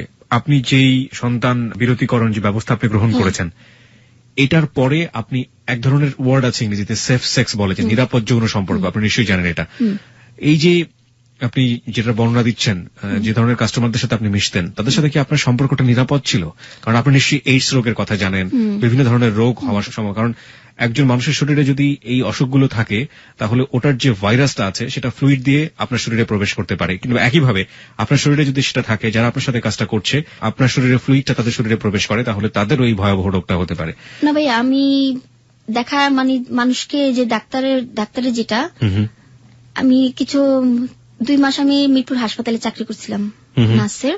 তো ওনারা আমার কাজ দেখে অনেক সন্তুষ্ট হয়েছে, যে মেয়েটা তো ভালোই কাজ জানে, মেয়ে তো পড়ালেখা জানে, এত সুন্দর কাজ কিভাবে জানে, সুই কিভাবে দিতে হয় না দিতে হয়, এবং স্বামী স্ত্রীর যে মিলেমিশে করে সেটার মধ্যে কি করতে হয় সেটাও জানি। আমি ওইটা ছাড়া ইউজ করি না। মানে আপনি যে সম্পর্কটা ছিল আপনার, সেটা নিরাপদ সম্পর্ক ছিল আপনার ধারণা মতে। ওকে, ঠিক আছে। হ্যাঁ, তারপর কি হলো ইন্ডিয়াতে? তারপর আপনার ইন্ডিয়াতে ওখানে আমাদের নিয়ে গেল দমদম কোর্টে, বারাসাত কোর্টে নিয়ে গেল। বারাসাত কোর্টের থেকে কোর্টের ভিতর আমার ইচ্ছা মতো মারতেছে। কোর্টের পুলিশ কি করছে তাহলে? না, আমরা যে গারো তো একটা এক গারদের মধ্যে সবগুলোকে রেখেছে। ওকে, গারো দেবীতে আছি, তো গারো দেবী আমাকে লাথি করতেছে। পরে বলছে আমার কি দোষ, তোমরা কেন আমাকে বাংলাদেশে নিয়ে আসছো? আমি তো বাংলাদেশে আমি যেতেছিলাম দুবাইতে, কিন্তু তোমরা যে এখানে আমাকে বিক্রি করে ফেলবে সেটা তো আমি জানি না। তো এমন করতে করতে করতে আমাকে নিয়ে গেল কোথায়, আমরা সবাই মিলে গেলাম দমদম জেলখানায়। 8টা মাস ভাইয়া আমি জেল খাটছি। আমার লাইফে আমি কখনো জেলখানা দেখিনি। জেলখানা আমি কাঁদছি আর খালি বলছি, আল্লাহ আমি যদি কোনো ভালো কিছু করে থাকি তো আমাকে জেলতে মুক্তি করে দিও, আমি যদি কারো উপকার করে থাকি তো উপকারের প্রতিদান আমাকে দিও, আমি কারো ক্ষতি করিনি, ঠিক আছে, মানুষ আমাকে ক্ষতি করছে। 8টা মাস জেল খাটছি। ওখানকার এক জেলারকে আমি বলছি, বাবা मेरे तो इस दुनिया में कोई नहीं है, मैंने आपको बाबा बोला तो आपको कुछ माइंड लगा, कोई नहीं, कोई তোমার হাজবেন্ড নেই, মানে উনি আমাকে বাংলা বলতেছে, আমি বলতেছি আমি কই না আমার হাজবেন্ড নেই, আমার হাজবেন্ড মারা গেছে। ওনাকে বলছি যে মারা গেছে। এখন যেটা মানুষের কাছে বলি যে আমার হাজবেন্ড মারা গেছে, আমি ওর সাথে আমার কোনো রিলেশন নেই, মারা গেছে, আমার একটা মেয়ে আছে, আমার আব্বু আম্মু কেউ নেই। কে বলছে তোমার কেউ নেই? আমি আছি না, আমি তোমার বাবা না, সমস্যা নেই, চিন্তা করো না। তো ভাই ওখানে দুবলা কাটতাম, বাথরুম গোসলখানা দিতাম, সবার কাপড় চোপড় ধুয়ে দিতাম। তো কিছু জেলার আমাকে টাকা দিত, কোকেন্ট, কাগজের কোকেন্ট দিত। তো বাইরে গেলে ওটা আবার টাকা হয়ে যেত, টোকেন, ওটাকে টোকেন বলে। হ্যাঁ, তো ওটা দিয়ে 5 টাকা দিয়ে পাউডার কিনে খেতাম, 5 টাকা দিয়ে দুধ কিনে খেতাম। এখনো 5 টাকা প্যাকেট দুধ, 5 টাকা করে ডিম।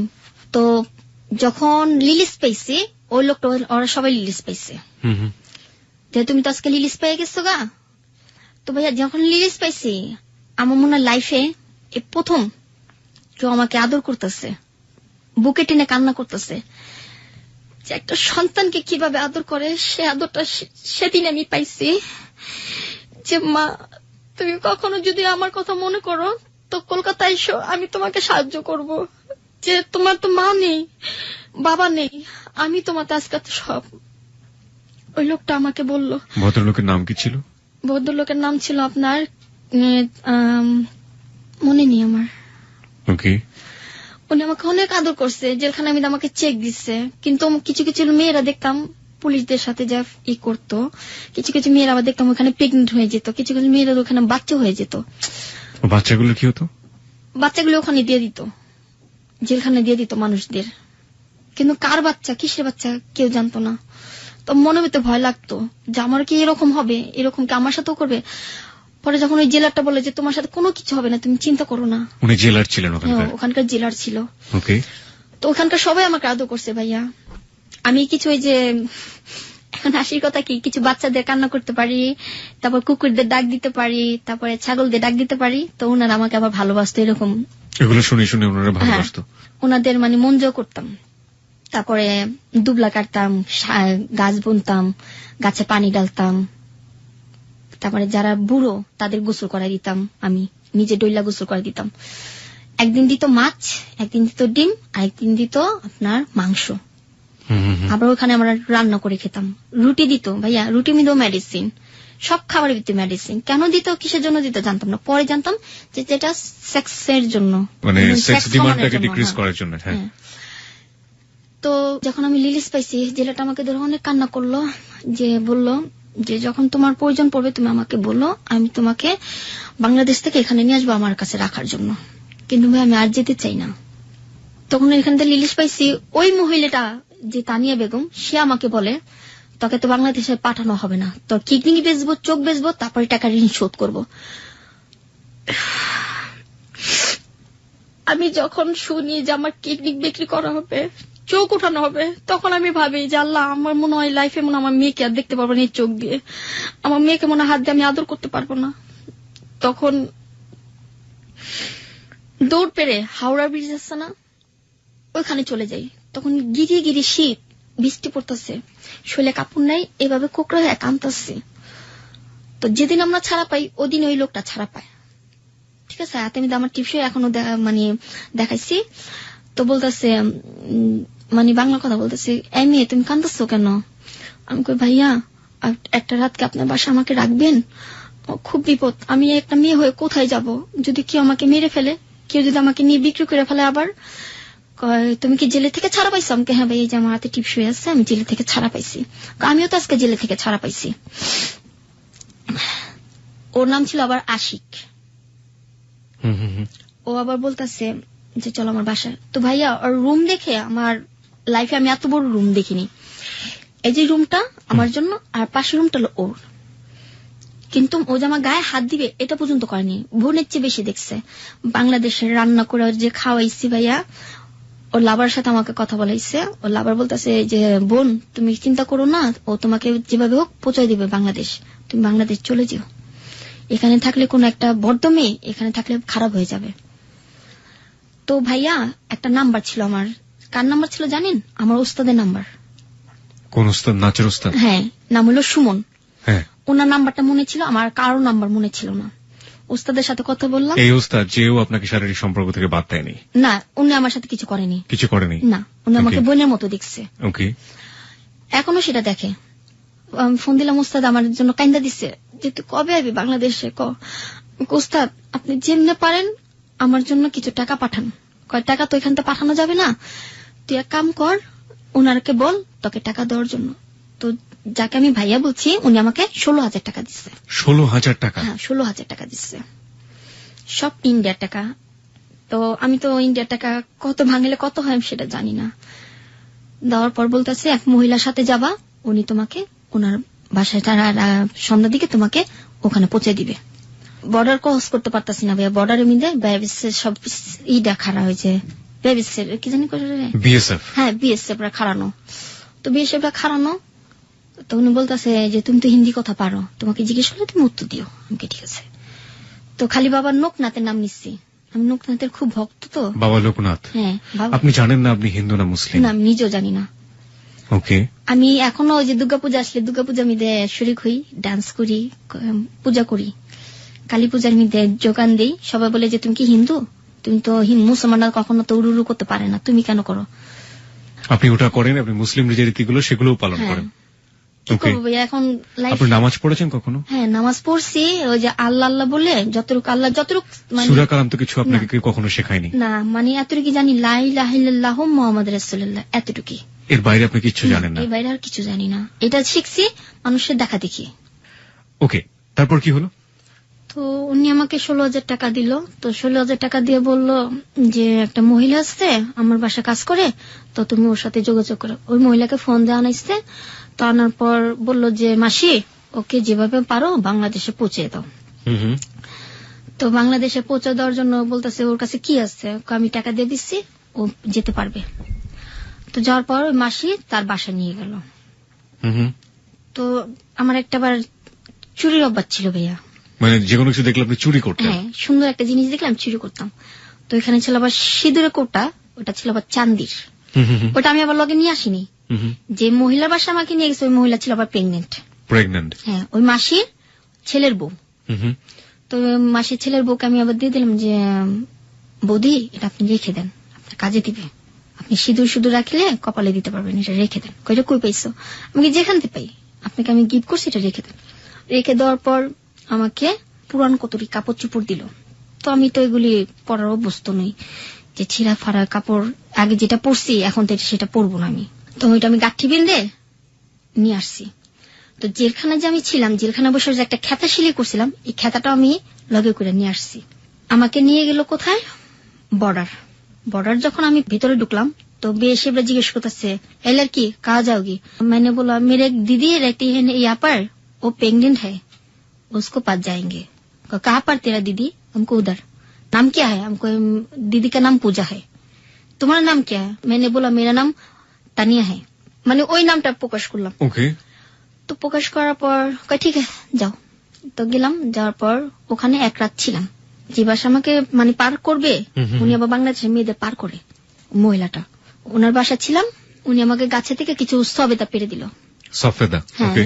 রাত্রে ওনার আবার কালী পূজা মিদে ডান্স করতেছে, তো আমার আবার ডান্স করার মুভমেন্ট এসে পড়েছে। ওকে। তো ওখানে বসে আমি আবার ডান্স করতেছি। তো বলতেছে তুমি কি ডান্স করতে পারো? আমি কি না আমি ডান্স করবো না, একটু করো। তো একটুখানি ডান্স করার পর দেখি দুনিয়ার টাকা পড়তেছে, ওখান থেকে টাকা পড়ছে, ওইখান থেকে টাকা পড়তেছে। তো সবটি টাকা ও মহিলাকে নিয়ে নিল।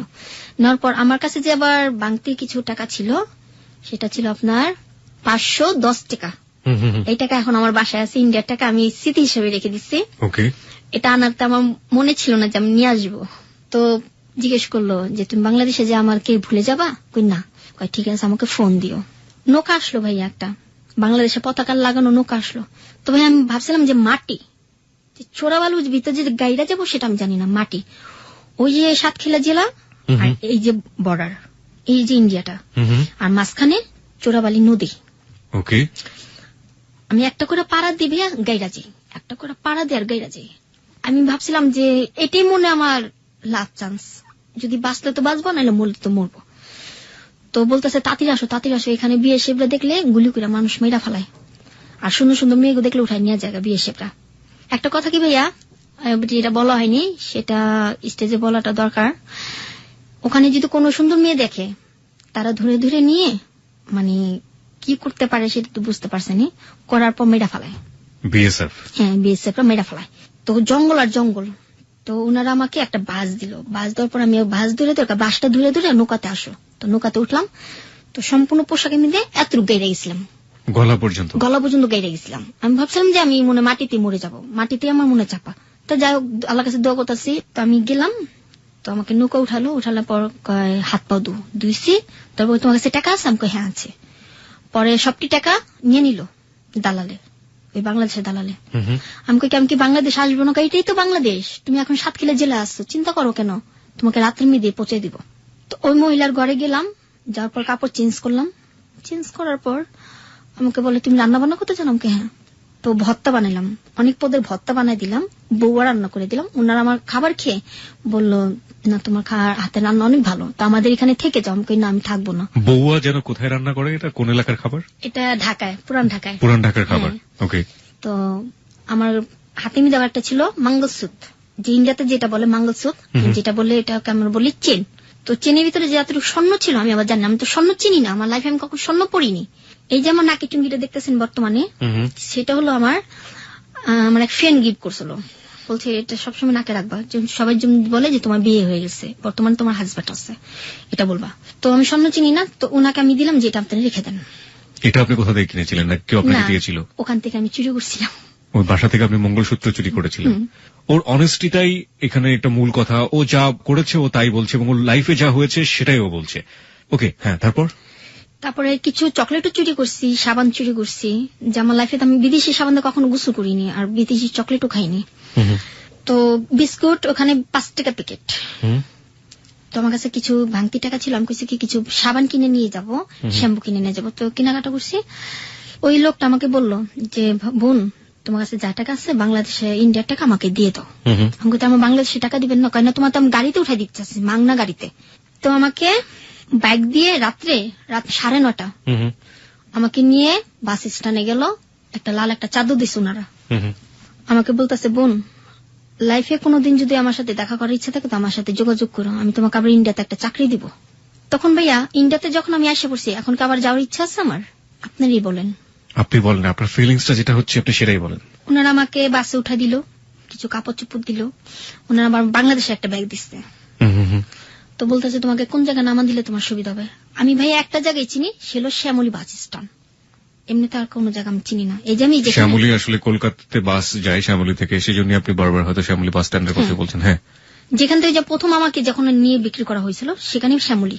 ওকে, ওখানে নামা দিলে আমি সব চিনতে পারবো। তো ভাইয়া গাড়ির ভিতরে যাচ্ছি, তো দেখি কি ওস্তাদকে ফোন দিছে, ওস্তাদ আপনারা পার্টির আয়োজন করেন, আমি আসতেছি, দোয়া করেন, এবার মনে বাংলাদেশে আমি পৌঁছে গেছি। তো ওস্তাদ তো চিখে পেড়া কান্দন। তো আমার নানির কাছে দিছে ফোন, নানিও কান্দন যে তুই তাঁতি রায় বোন, তাঁতি যায়। ঠিক আছে, শ্যামলী নামার আগে কিছু বিএসএফ আমার গাড়ি চেক করতেছে। বিএসএফ? হ্যাঁ। তো বলতে है लड़की कहाँ से आई हो? मैंने बोला मेरे कजिन रहता है यहाँ पर कोलकाता में, उसके बेबी हुआ, मैंने बेबी देखने गया था। तो कहाँ जाओगी? जाकली मंदिर, उसमें मेरा घर है, उस पर जाएंगे। तुम हिंदू हो? हमको हाँ। পরে ব্যাগ চেক করে কিছু পাইনি, শুধু পেয়েছিল কিছু বিস্কিট, চানাচুর আর সাবান। এরপর আবার একটা চেক করছে, ওখানেও একই প্রশ্ন, একই আমার চেক। যখন আমি ভাইয়া শ্যামলী নামছি, যখন আমি বাংলাদেশের মাটিটা পাড়া দিচ্ছি, মনে হচ্ছে যে আমার নতুন আমি জন্মগ্রহণ করলাম, যে কেমন যে ভিতরে লাগতেছে যে বুঝাতে পারবো না।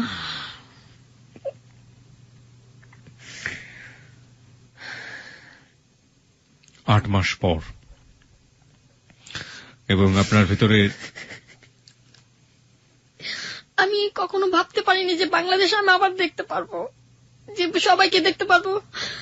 তো আমার ওস্তাদকে ধরে আমি কান্না করছি যে ভাই আমি আইসা পড়ছি, ভাই আমি আর যাবো না। আমার ভাই আমাকে বললো যে কে লেগে গেছো, তুই কে লেগে? আমার ওস্তাদ আমার ধরে কান্দা দিচ্ছে। তো ওস্তাদকে বললাম ওস্তাদ 150 টাকা গাড়ি ভাড়া শ্যামলী থেকে আর সামনে দেন। পরে দিচ্ছে, দেওয়ার পর গলির ভিতরে গেছি, গলির ভিতরে যাওয়ার পর আমার মেয়ে আমার শুনে দৌড় পেয়ে আসছে। আমার মেয়ে আমাকে ধরে বলতেছে, আম্মু তুমি কই গেছিলা? আম্মু তোমাকে ছাড়া আমার ভালো লাগে নাই, তুমি কোথায় গেছিলা? আম্মু আমার একটু বুকে টেনে নাও মা। আমার মেয়ে চিৎকার পেয়ে আমাকে ধরে কান্না। এরপর আমার এলাকার সবাই আমাকে বললো, দেখ চামেলি, তোর লাইফে একটা ঘটনা ঘটে গেছে, তুই আর বিদেশ যাওয়ার নাম নিস না।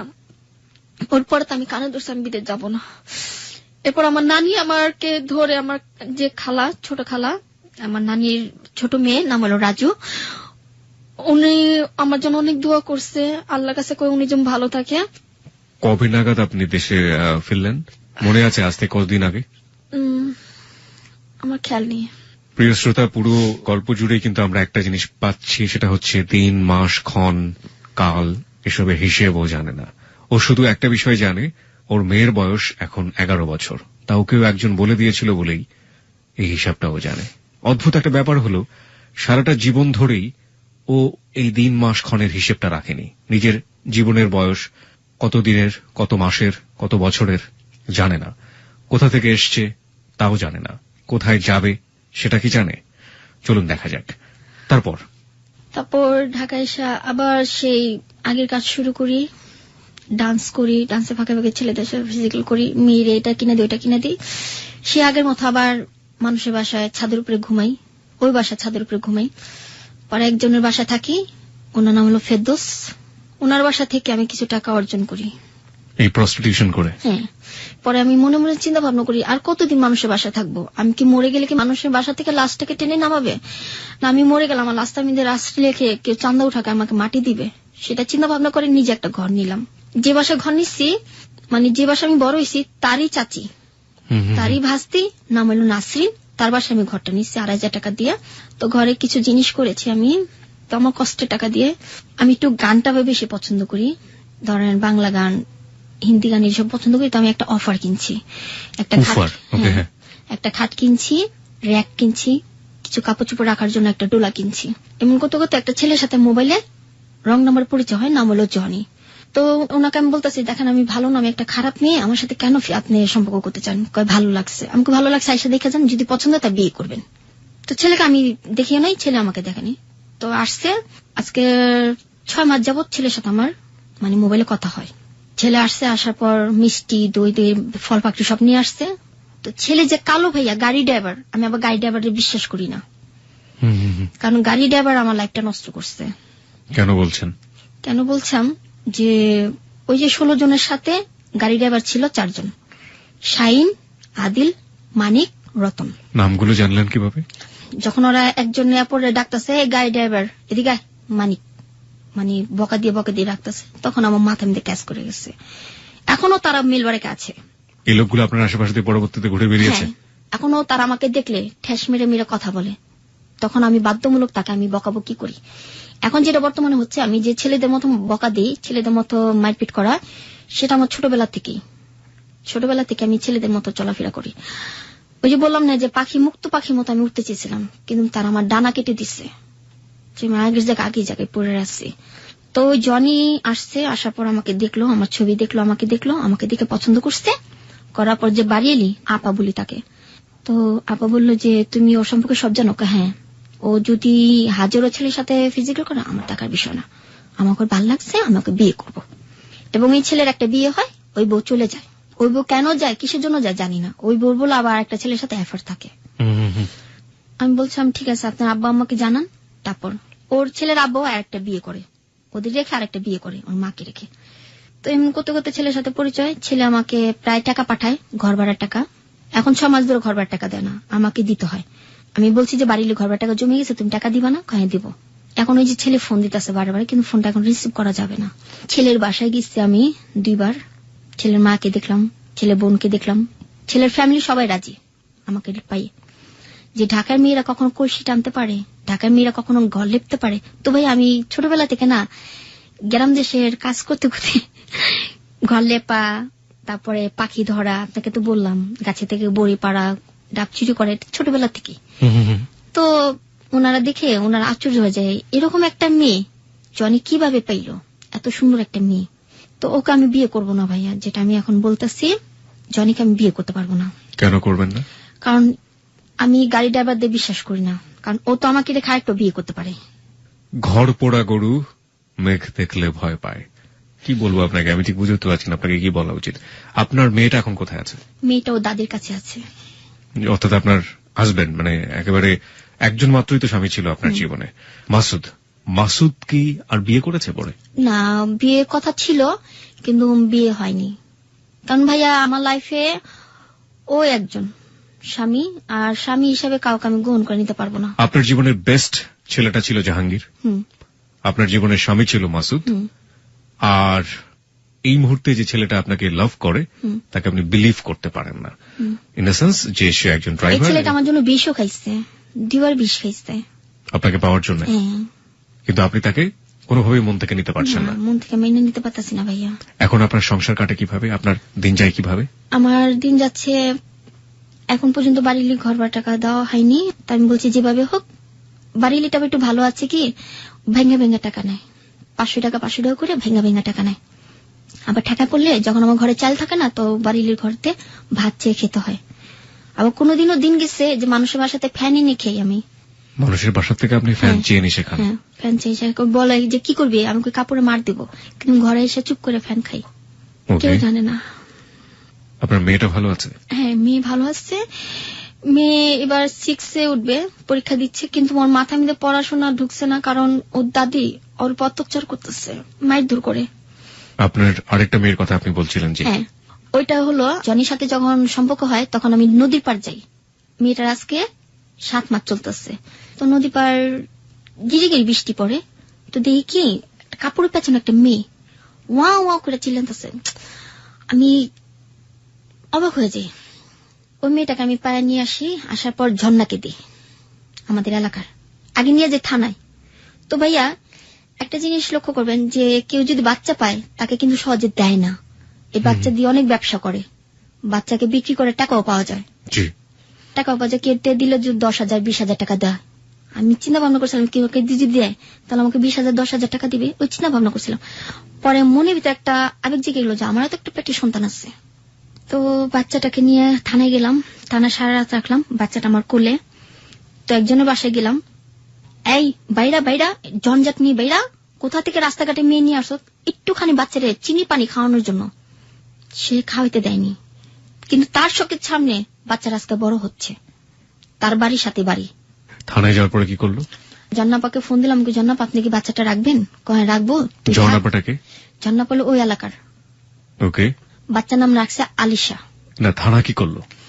থানায় ও জন্নাপাকে ফোন দিল, দেওয়ার পর ওর মধ্যে আরেকটা লোক গেছে বাচ্চাটা নেওয়ার জন্য। পর ওই লোকটাকে বড় যে ওসি ওনাকে বাচ্চা দিবে না, যে তুমি তো চলতে পারো না, তুমি বাচ্চা নিয়ে কি করবা, বাচ্চা দুধের খরচ, কাপড়ের খরচ, ও ডাক্তারের খরচ কিভাবে তুমি চালাবা। তো জন্নাপাকে বললো যে আপনি কি বাচ্চাটা নিবেন? হ্যাঁ আমি নিব। তো ওখানকার চেয়ারম্যানের সার্টিফিকেট, চেয়ারম্যানের সিগনেচার, ফারুক ভাইয়ের সিগনেচার, তারপর ওইখানকার আরো কিছু মানুষের সিগনেচার নিয়ে তারপর বাচ্চাটা তাকে দিল।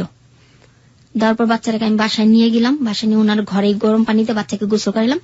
যে নাবিটার যে কেচি দিয়ে রাখে, নাবিটা এখন তো পড়েনি, কাঁচা নাবিটা। এত ছোট বাচ্চা? এত ছোট বাচ্চা, একদিনকার বাচ্চা ফালাই দিয়ে গেছে নদীর পাড়ে। নদীর পাড়ে? কোন নদীর পাড়ে এটা? যে নদীর পাড়ে আমি গোসল গোসল করি, নামটা জানেন? হ্যাঁ, বুড়িগঙ্গা নদী। বুড়িগঙ্গা নদীর পাড়ে গিরিগিরি বৃষ্টি ছিল, একটা কুকুর আমি পালি, কুকুরের নাম হলো আপনার কালী। ওই কুকুরটা আবার ওটা টানতেছে। ওকে। আমি ছোটবেলা থেকে কুকুর ভালোবাসি, তো আমি কি টানতেছে, বাচ্চা মো করে শীতের ভিতরে দেখি, এত সুন্দর একটা বাচ্চা ভাইয়া বলার বাইরে। ছেলে না মেয়ে? মেয়ে। গ্রিক উপাখ্যানে অসাধারণ একটা গল্প আছে ফিনিক্স বার্ড নিয়ে, আপনারা নিশ্চয়ই জানেন। একটা ফিনিক্স বার্ড পৃথিবীতে জন্ম নেয় এবং এই ফিনিক্স বার্ডের কোনো প্রযোজন হয় না।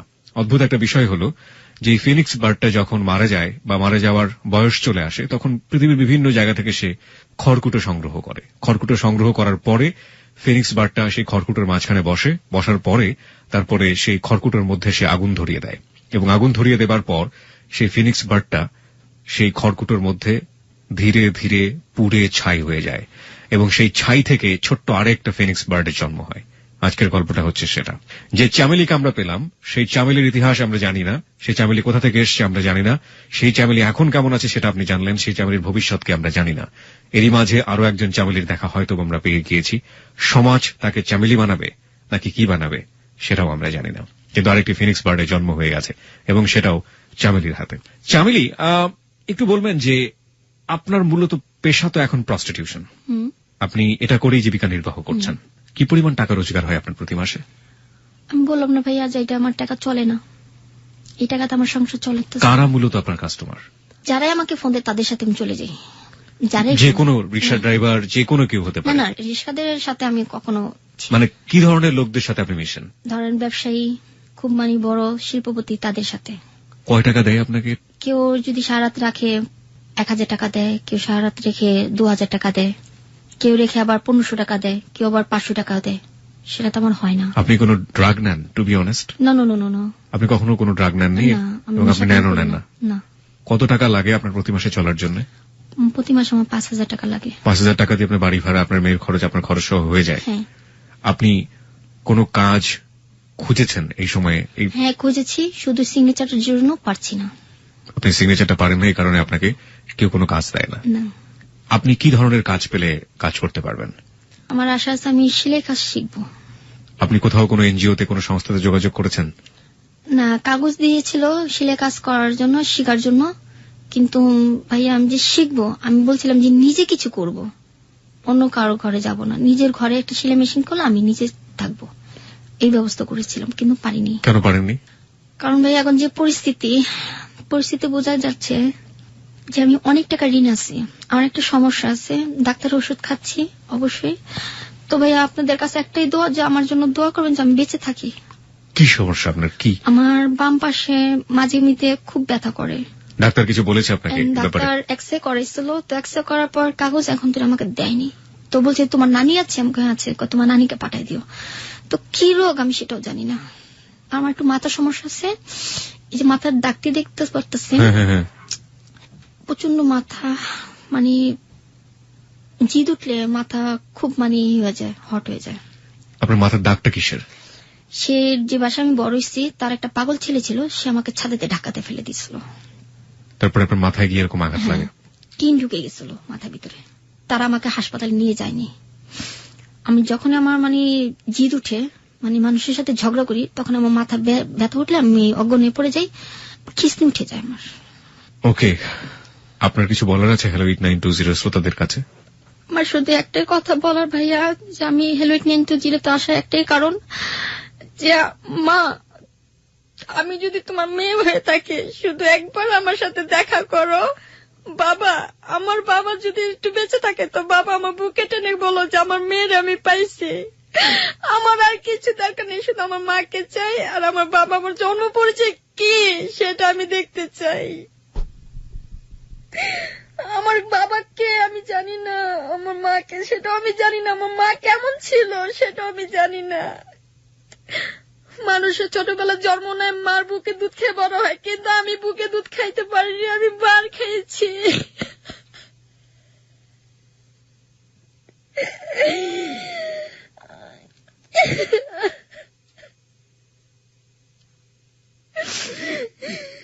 আমার লাইফটা কিভাবে যাবে আমি নিজেও জানি না। শুধু আমার এতটুকু রিকোয়েস্ট, আমি যেন আমার জন্ম পরিচয় পাই, শুধু আমার জন্য এতটুকু দোয়া করবেন।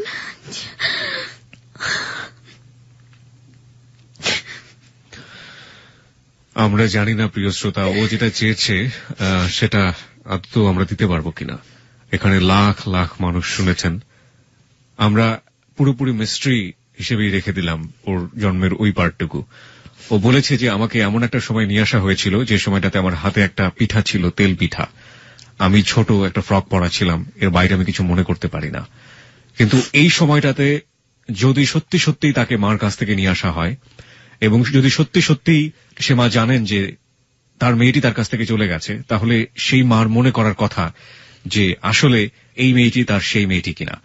আমরা বিশ্বাস করি যে লাখ লাখ শ্রোতা আমাদের আজকে হ্যালো 8920 শুনলেন, এবং এই এপিসোডটি আমাদের ইন্টারনেট ওয়েবসাইটে ডাউনলোডের জন্য অনাদিকাল ধরে থাকবে। লাখ লাখ মানুষের পেন ড্রাইভে এটা চলে যাবে। আপনারা যদি কেউ কোনো মায়ের সন্ধান পান এরকম, যে মা তার সন্তানকে ছোটবেলাতে ভাবে হারিয়েছে কিংবা কোনো ঘটনার প্রেক্ষাপটে অন্য কারো কাছে দিয়ে দিয়েছে, সেই মাকে খোঁজ করবেন, সেই মাকে খোঁজ করে আমাদের কাছে জানাবেন। সেই বাবাকে খোঁজ করবেন, সেই বাবাকে খোঁজ করে আমাদের কাছে জানাবেন। আমরা ঘটনার পুঙ্খানুপুঙ্খ বিশ্লেষণ করে যদি দেখি যে আজকে যে অতিথি চামেলি, তার সেই চামেলির শৈশবের সাথে সেই মা কিংবা বাবার হারিয়ে যাওয়া সন্তানের মিল রয়েছে, তাহলে চামেলিকে আমরা তার কাছে তুলে দেব। আমরা শুধু এতটুকুই করতে পারি, এর চেয়ে বেশি কিছু করার আপনাদের হাতে ছেড়ে দিলাম। যে চামেলিকে আসলে এই জীবনে থাকবে, হাজারটা চামেলি আমাদের এই সমাজে রয়েছে, আমরা কি একটা চামেলির জন্য কোনো কিছু করতে পারবো না? সমস্ত কিছুই আপনাদের হাতে ছেড়ে দিলাম প্রিয় শ্রোতা। আমরা দেখেছি এখানে বর্ষা ইসলামের গল্প প্রচার হবার পর লাইন দিয়ে লোকজন দাঁড়িয়েছিলেন তাকে বিয়ে করবার জন্য। বিয়ে করা কোনো সমাধান নয়, শুধুমাত্র বিয়ে করেই সমাধান হবে না। এই মেয়েটির পুনর্বাসন খুবই জরুরি। আমরা বিশ্বাস করি না যে একজন চামেলিকে দিয়ে হাজারটা চামেলির অবস্থা